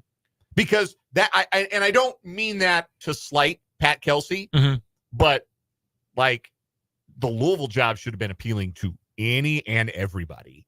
And the fact that they ended up with a mid-major guy making the jump up for his first big-time head coaching job, that to me is shocking. And that to me represents, frankly, if I were a Louisville fan, I would say this isn't good enough. Like we'll see how it works out. Pulling for them. They'll fill the Center if they even show the faintest pulse as a program because they've got great fans. But this is underwhelming for a program like Louisville. Especially, go ahead. No, I was just going to say, especially because it is known. Like, this is not whispers. This is known by everyone. They have tons of NIL money. Yes. Tons of it. Just waiting to be spent. No, that should be like Louisville's a second weekend program every year. Like bare minimum, that's the expectation there at Louisville. And I don't think they hired a coach that matches those expectations, but maybe they did. Maybe I'm wrong. It does, though, continue to be a really good year for people named Kelsey from the state of Ohio because Pat Kelsey is born in Cincinnati and went to Xavier. Great fit for, they ran off Chris Mack only to hire a former Chris Mack assistant. How about that? Do you think they called Jerome Tang? I think we would have heard. See, that's my thought. Like too. that would have gotten out there. And by all accounts, from what I've seen, and from reading the boards over at Go Power Cat and everything, by all accounts, Jerome Tang had no plans to leave this year, which is great. Why wouldn't you call? Why would you not make the call? Do the same thing you did with Scott Drew. Make him say no. Yeah, especially given. And I'm not asking for Jerome Tang to leave. I don't want that. But I'm just saying, why wouldn't you keep trying for the big fish? Now, it does seem as though Jerome Tang has made nice with University President Richard Linton. It does seem like maybe those are bygones. I hope so. The Manhattan Mercury article in which Richard Linton was extensively quoted, and they did a FOIA for text messages. And it does seem that that's a better relationship now than it was back when the entire Naquan Tomlin saga is unfolding. That is, of course, nothing but good news for Kansas State fans and Kansas State men's basketball. But yes, if I knew that there was a coach who hadn't all the way put down roots at his new job, had been to an Elite Eight, had maybe a bit of a disagreement with his administration, I would have made that phone call. And if I were the agent of a coach who all those things applied to, I would have made sure everybody knew that my client had gotten that phone call so that my client could get what I want him to get, which is a raise. More money. Also from the state of Kentucky, UK is keeping John Calipari. I've gone back and forth over this. I'm not surprised. They gave him such an albatross of a contract. There is a very distinct cycle with Kentucky basketball right now. Disappoint in March, then say, but look at our recruiting class next year. Be painful to watch in November because you have all freshmen who are playing significant minutes. Then figure it out mid-season and look awesome. Probably play fun basketball. Everyone buys in. Get a top 4 seed and then lose to a bunch of future car dealers. And car salesmen. Then do all we have is freshmen. We know, John. We're aware. And you'd think they'd crush it in the portal. Like, you'd think. You would think they would be the portal school. Yeah. Although by the same token, if you're portaling, there's a couple of reasons why you go in the portal. But the whole bit for Calipari is I get my guys to the NBA. Right. I get the elite guys and I get them to the NBA. Maybe if you're a portal guy, you feel like they're bringing in 6 freshmen every year. I don't want to compete with that. I just competed. I want to go. That's valid. Like if you're Zeke Mayo, just theoretically, hypothetically, if you're thinking, I want to go to a bigger school where I can have a bigger role and showcase myself, Kentucky might not be that kind of school. Or, it's not just Zeke. It could be any number of guys. But they can't be as disappointing as they've been. Like, that's Kentucky. Yeah, they can't crashing out Yeah. in the first weekend 3 years in a row, or 3 of the last 4 years, and the 1 year you didn't in the last 4 is because you didn't make the damn tournament. They went 9-16 in the post-COVID year. Crazy. Didn't make the tournament. Yeah, it's bonkers. Like, this shouldn't be Kentucky basketball, and it's wild because in Calipari's book, he says this can't be Kentucky basketball. Right, exactly. And now it is Kentucky basketball on his watch. Other notes from the Big 12, UCF has offered a contract extension to Johnny Dawkins, according to reports. I mean, you have to, right? After they overperformed this season, you have to do that. Antonio Brown endorsed that, by the way. So that's a positive for UCF. Also, Texas Tech assistant Dave Smart is leaving the Red Raiders. He's going to take the head job at Pacific. Dave Smart won over 650 games at Carleton University in Canada before moving to the U.S., spending 1 year with Tech, and now he's going to Pacific. 2 things. 1, Spencer didn't know this was a D1 job, which I don't knock you for. It's a tiny school on the West Coast in a conference that isn't on TV much. Michael, so I don't blame you, but it's very funny. Michael Olowokandi a little bit before your time, but yeah, back in the day, he was the real deal. The Candyman had the University of the Pacific on the map. In my defense, when I looked up Pacific University, when you go on Google, you know how they'll give you a location? Sure. The location is Pacific. I'm assuming maybe because it's closer to us than Pacific University. I don't know. Well, it says Pacific University Forest Grove campus, and I didn't even think about it. There's a difference between Pacific University and the University of the Pacific in Stockton, California, which is the school at issue here. That's unnecessarily complicated. I do not blame you for this. It's funny, but I do not blame you at all for this. Also, how bad is Pacific? Just to give you an idea, Pepperdine, nasty, stinky, garbage water basketball program right now. They went 9-22. Lorenzo Romar got fired. I don't know what he was doing. He's had like NBA draft picks and guys who go to like high majors transferring to Gonzaga in the transfer portal, yeah. And his teams don't win games. Like, I don't know, does he just not coach defense? I don't know what his whole deal was there at Pepperdine. Anyhow, Pepperdine played Pacific in the first round of the WAC or the West Coast Conference tournament, and the halftime score, Pepperdine led Pacific 56-9. It was incredible. 9. Yeah, that's a terrible job. So that's the University of Pacific. Yes, and it's also in Stockton, which is not great. It's a pit, man. Yeah. It's a pit. It is. A lot of those Central California towns have been kind of left behind by time. But that's your update on the college basketball coaching carousel. A couple NFL transactions to get to on our 580 Sports Talk headlines. Jadeveon Clowney has found a home, and it's not far from his actual home. The South Carolina native will be a Carolina Panther. 2 years, $20 million for Clowney, who played well in a 1-year deal with the Baltimore Ravens last year. That's kind of been Clowney's thing, is to play well on 1-year deals. Now he gets a 2-year deal from Carolina as they look to add anybody with a pulse to that roster. Also, the Denver Broncos added veteran wide receiver Josh Reynolds, 2 years, $14 million. I like that deal for Denver. I do too. It's a bit of a head scratcher in the sense that Denver hasn't really shown that they're being proactive on the free agency market. Then all of a sudden they pop up with this addition.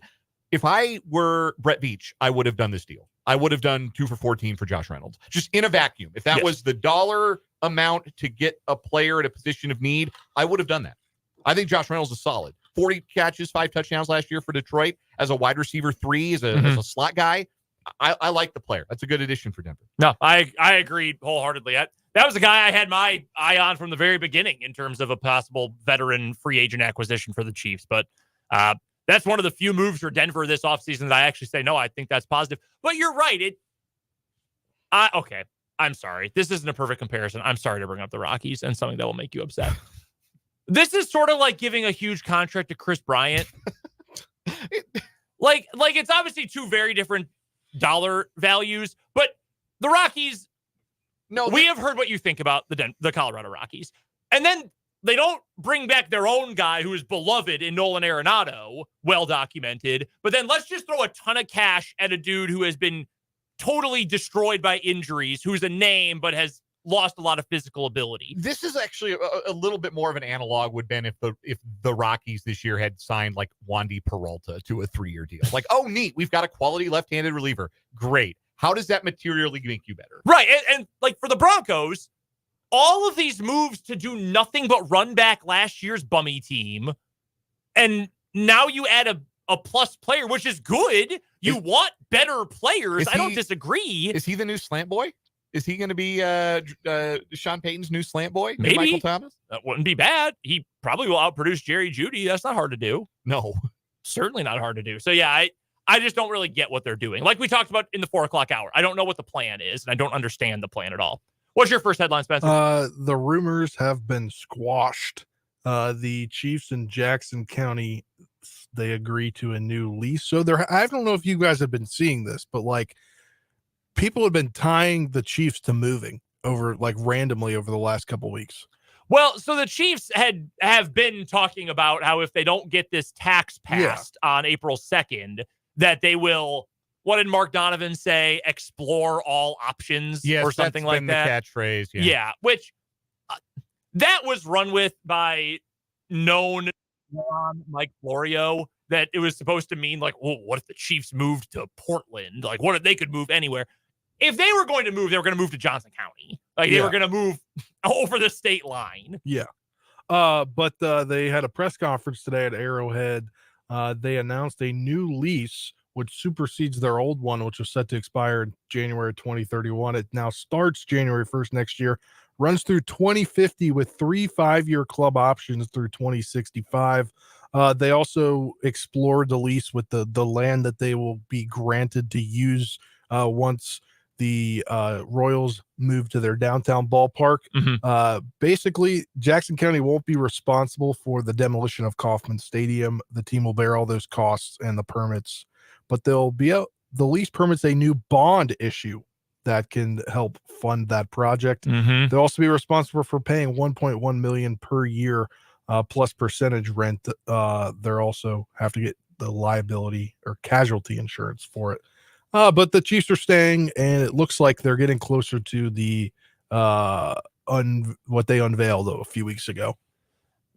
I never really thought the Chiefs were going, like I always felt like they were empty threats. I don't know about you guys. I always thought. I mean, shoot, Quentin Lucas, the mayor of Kansas City, straight up said we're going to get the governor involved if anything happens. So I'm not surprised they're sticking around. I'm not surprised they're sticking with this, and I'm not surprised all that land is going to be theirs.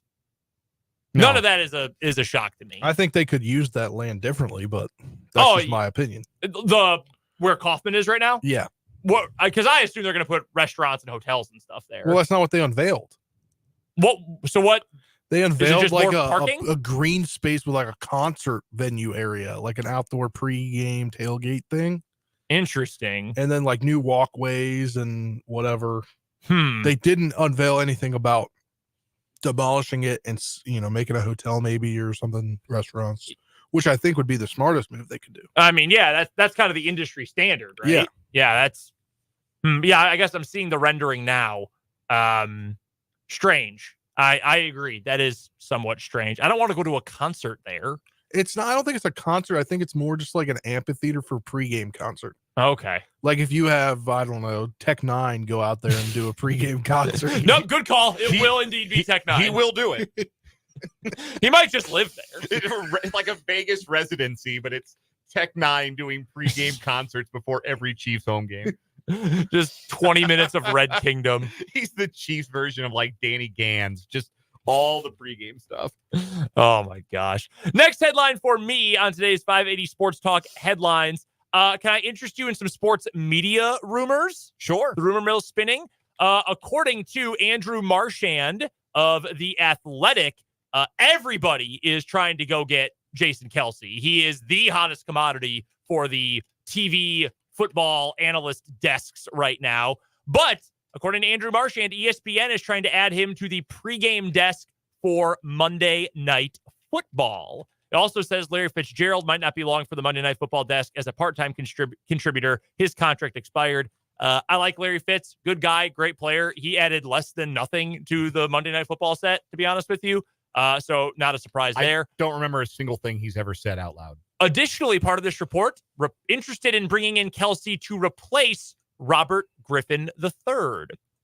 I generally don't care like who are on these crews, because if If I want to watch, I will turn it on. If I don't want to watch, you know what I'll do? I'll turn on something else until the game starts. It doesn't affect me that much. I will tell you, RG3 jumped the shark so quickly as an analyst. It is unbelievable. Brother, you can't make pictures of yourself into internet memes. You can't do it. Like, people freaked out. Oh my God, RG3 is such a great breath of fresh air because he and Mark Jones would just scream during games. But like, making genitalia jokes during broadcasts only goes so far. Like, dude, can you call the game? Can you just talk about the game and not give me nonsense takes and jokes? Like, I want to watch football, man. Yeah, it feels like he's trying a little bit too hard. And I think eventually, like, the guys who do that eventually sort of settle in a little bit, or they don't. They get encouraged, and then they become Pat McAfee.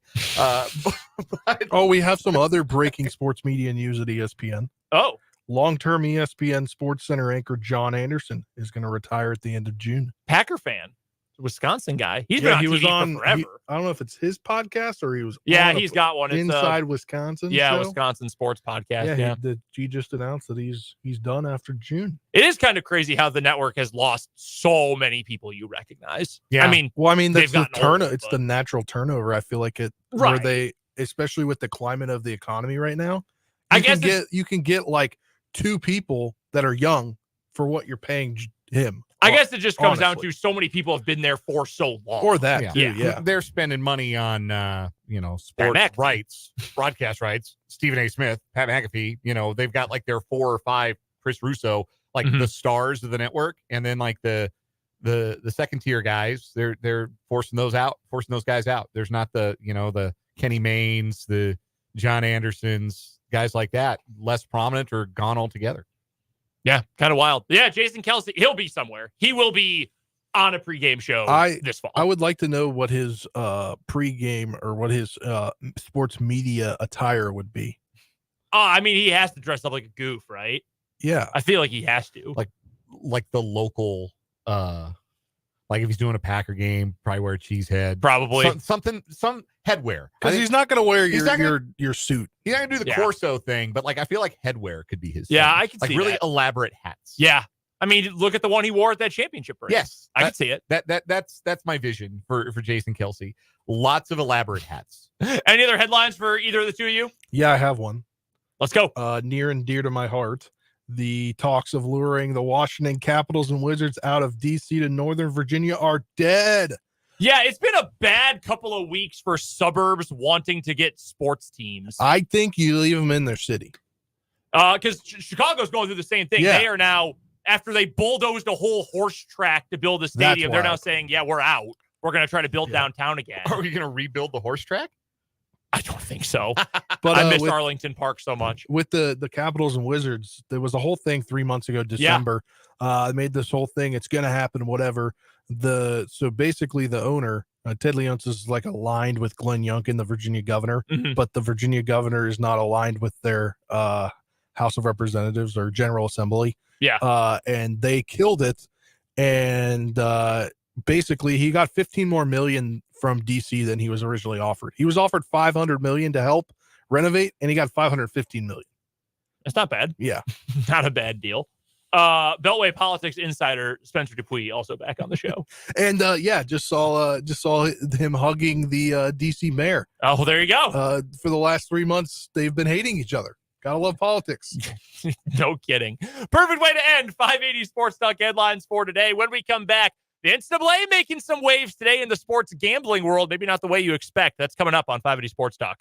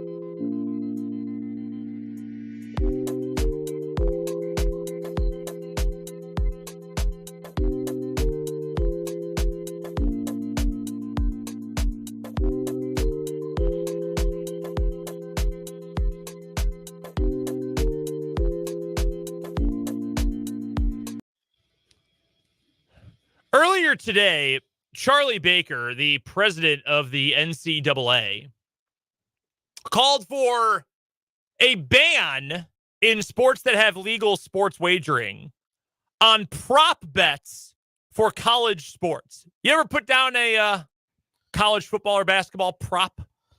I won a good amount of money on a Will Howard anytime touchdown last year.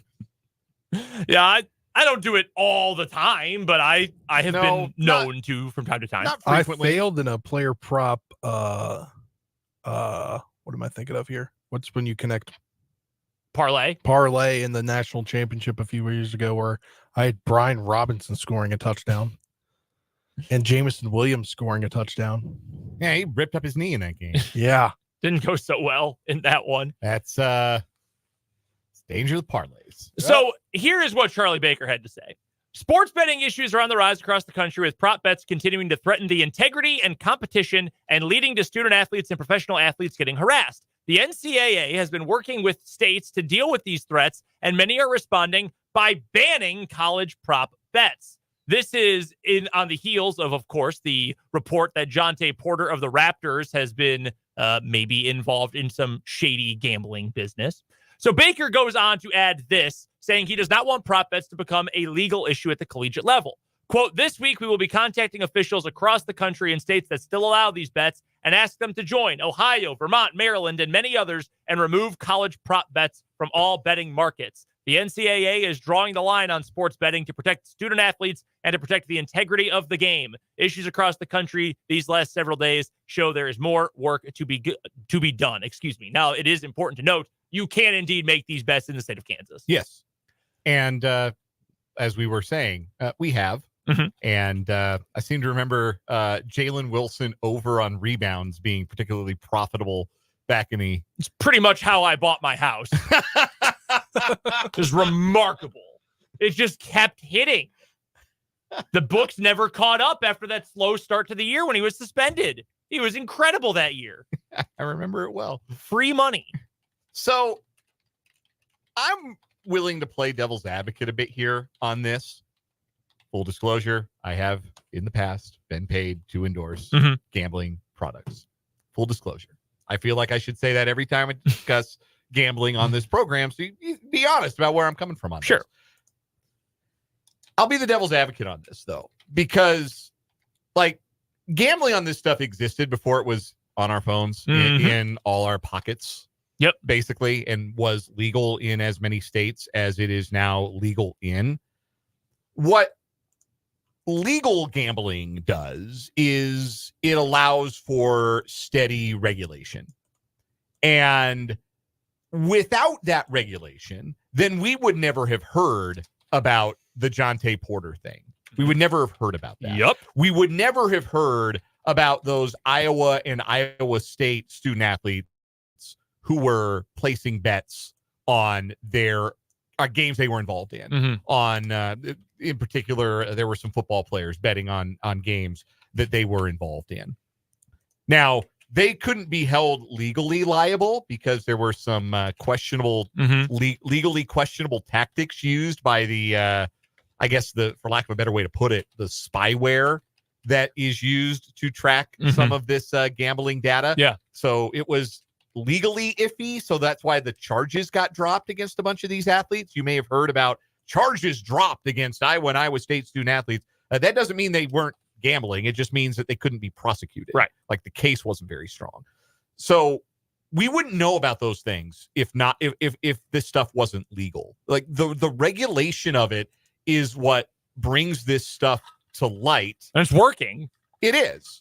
And I guess, I mean, the cliche of this, I suppose, is if you outlaw player props, only outlaws will bet player props. But I do think that having it out in the open makes it more likely that you're able to flag significant sketchy activity and be able to then punish the player involved accordingly. If indeed you're looking at a Jonte Porter type story at the college level, because I do think this is an area of concern. I do think this is where you probably can most easily manipulate money. Like if you're trying to fix a game, which is like that's the Rubicon nobody wants to cross. Right. If you're trying to fix a game, fix a total, fix a point spread, you probably can't do that with one person. Probably not. The gamblers that fixed the 1919 World Series, it wasn't the Black Sock, right? Right. it was the Black Sox. It was 8 of them. Stephen Headache Smith, the Arizona State basketball player that was fixing games in the 90s, he had some co-conspirators on his team. Like, you can't just do that with one guy, but you can maybe get a little inside info from one player about, oh, yeah, so go ahead and bet my under. Or, yeah, I got a bad heel and I'm not I'm not really going to be running very fast, so bet my under on rushing yards. Or the flip side, for the gamblers, say, hey, if you ease up on the glass a little bit, you keep that rebound total under 4.5 tonight, we'll break you off. We'll write you a check. Like, that's where you can, I think, most easily manipulate things are the player props. And I get why that's a concern. And I would not be surprised necessarily if they are de-emphasized or maybe even disappear altogether. Or maybe you can just bet overs, like you just bet the escalator bets, like 2 made threes, 3 made threes, 5 rebounds, 10 rebounds, like whatever it is, you can bet those. But I do think that having them be regulated is the way that you discover that there's a problem, punish the people who make the problem, make examples out of them. The other part of this too is the threats and so you bet someone to get 5.5 rebounds, they end up with 5, and then you get a DM on Instagram or Twitter that says, I hate you, I'm going to kill you and your family, yada, yada, that kind of thing. Look, that's bad and shouldn't happen. But, like, if it's Jimbo from Sig Ep sending you a DM on Instagram after he put $5 on an 18-leg FanDuel parlay and he's saying that, there's probably a difference between that and a legitimate death threat at that point. Is that going away? And I'm not trying to hand wave it and say that it's not a big deal, because it is. That stuff should never happen. But I don't know that is going to influence this policy changing, especially when the states look at how much money they bring in from things like this. And also, if you are like state or federal regulators looking at this, why is this the thing you're going to agree with the NCAA on? Right?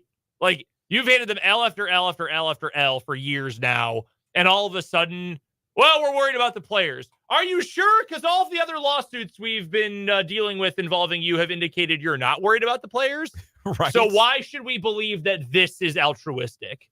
I get the logic here, but I'm not sure that they're going to get the kind of broad support they want.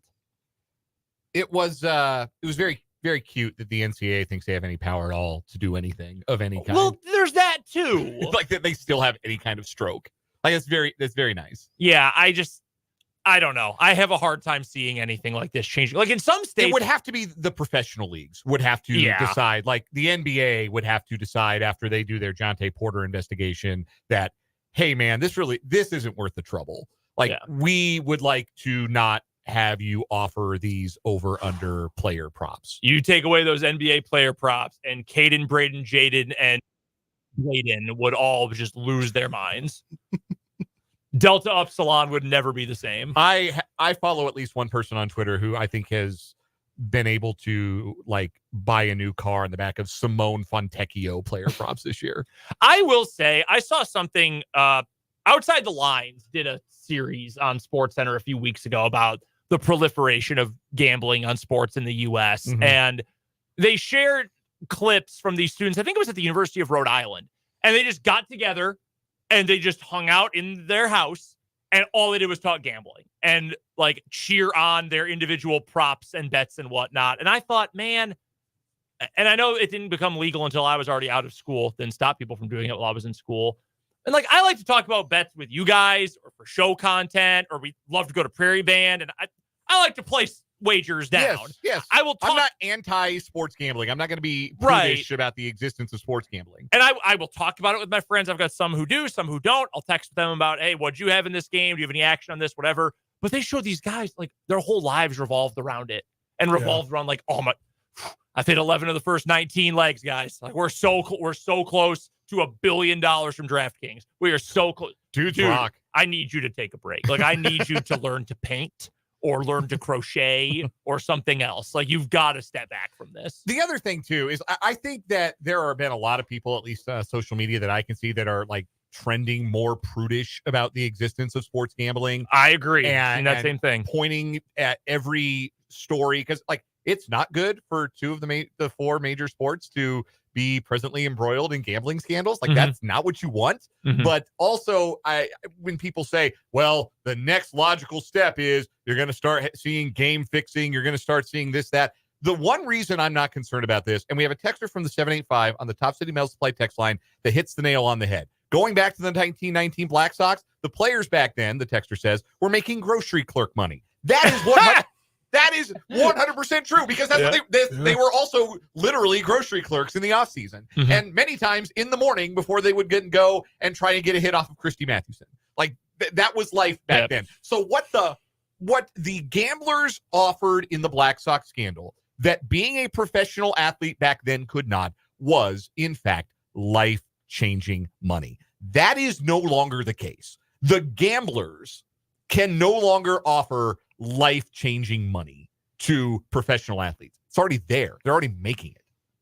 So I am less concerned about that being the future of the closeness, which I will admit is uncomfortable in many ways, of professional and college sports to sports gambling, legalized sports gambling. I do not think that is an end game. No, I agree with you. I agree. Coming up next, Clark Hunt has responded to his F- grade. I want to know what you guys would grade this response from the CEO of the Chiefs. That's coming up on 580 Sports Talk.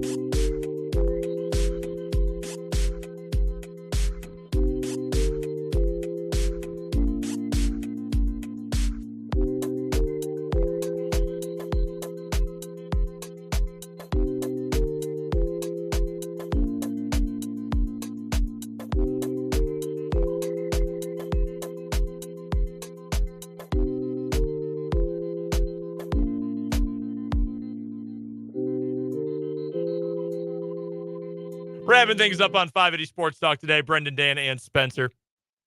Back tomorrow for just half an hour from 2 until 2:30. Did want to get to this, though.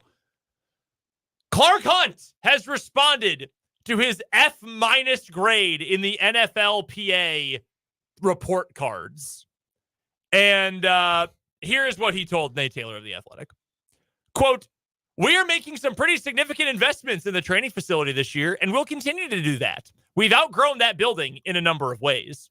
Essentially went on to say that no one was ever promised a new locker room. I never promised you a rose garden. But they're working on these things. They're taking care of this. So JC Treader, the president of the NFLPA, he said that the players were told, we're going to get you a locker room. It's a promise, whatever.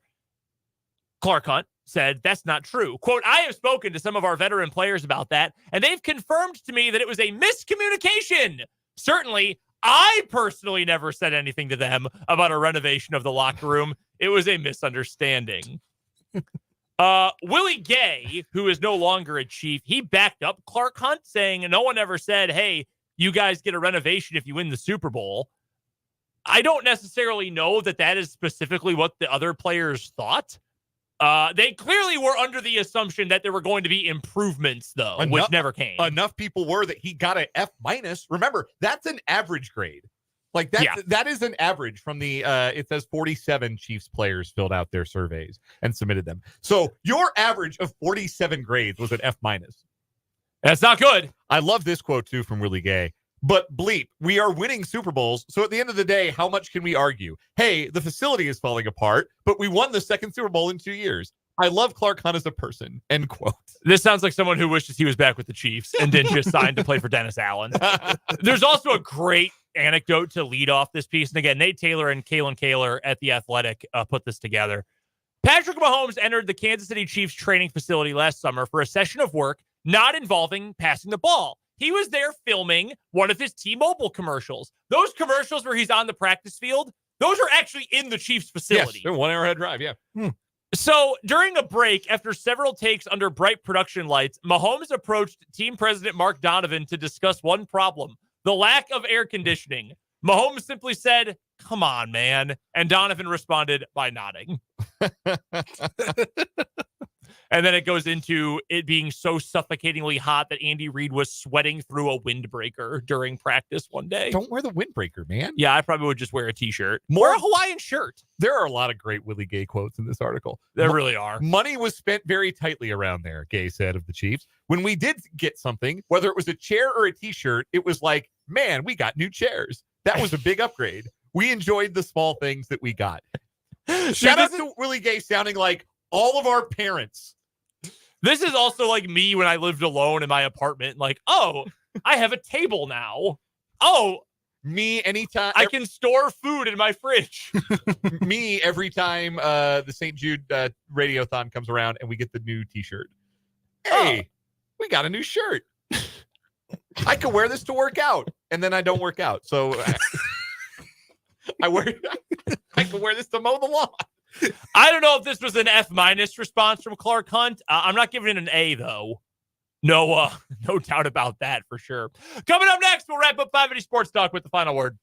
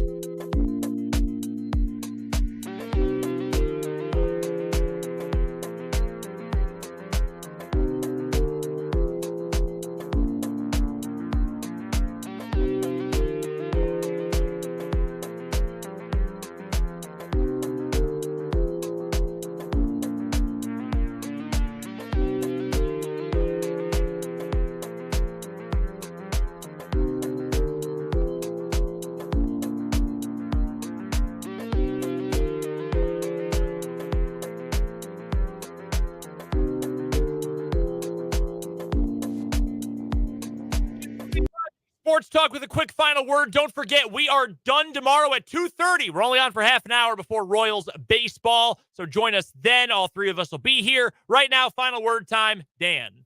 Final word for me today is that tomorrow is opening day, and this is the time to dream. And Royals fans, when you close your eyes and your head hits the pillow tonight, think about that walk-off grand slam Bobby Witt Jr. hit off of Yohan Duran of Minnesota last year. Imagine that. And now imagine that being for some high stakes in September of this year. This is the night where you can dream. I don't know how I go after that. I'm telling you, it's the beauty of baseball. There's a poeticism to it was it. very poetic. It's opening day tomorrow. I talked about opening day yesterday. This is one of the best time of years where you have so many sports going on at one time. I mean, you got the races for the playoffs in NBA and in the NHL. Mhm. You have March Madness getting ready to get to the Sweet 16 starting tomorrow. And then you have opening day for baseball. So sports fans, best time of on there as part of the best times of the year. The fall One of also them. as well. Yeah, one of the best for sure. Final word for me. You guys kind of covered all of the bases here, so I appreciate that. So I will give you a real quick one. KU, please do something good in the portal. That's going to be thinking that a lot. That's going to be a lot of final words for a while, but please go find a scorer in the portal. I'm begging you. That does it for 580 Sports Talk today. Again, we're on tomorrow just from 2 to 2:30 before Royals baseball, but we'll join you then. For Dan Lucero, for Spencer Dupuis, I'm Brendan Dworzinski. Talk to you tomorrow afternoon on 580 Sports Talk.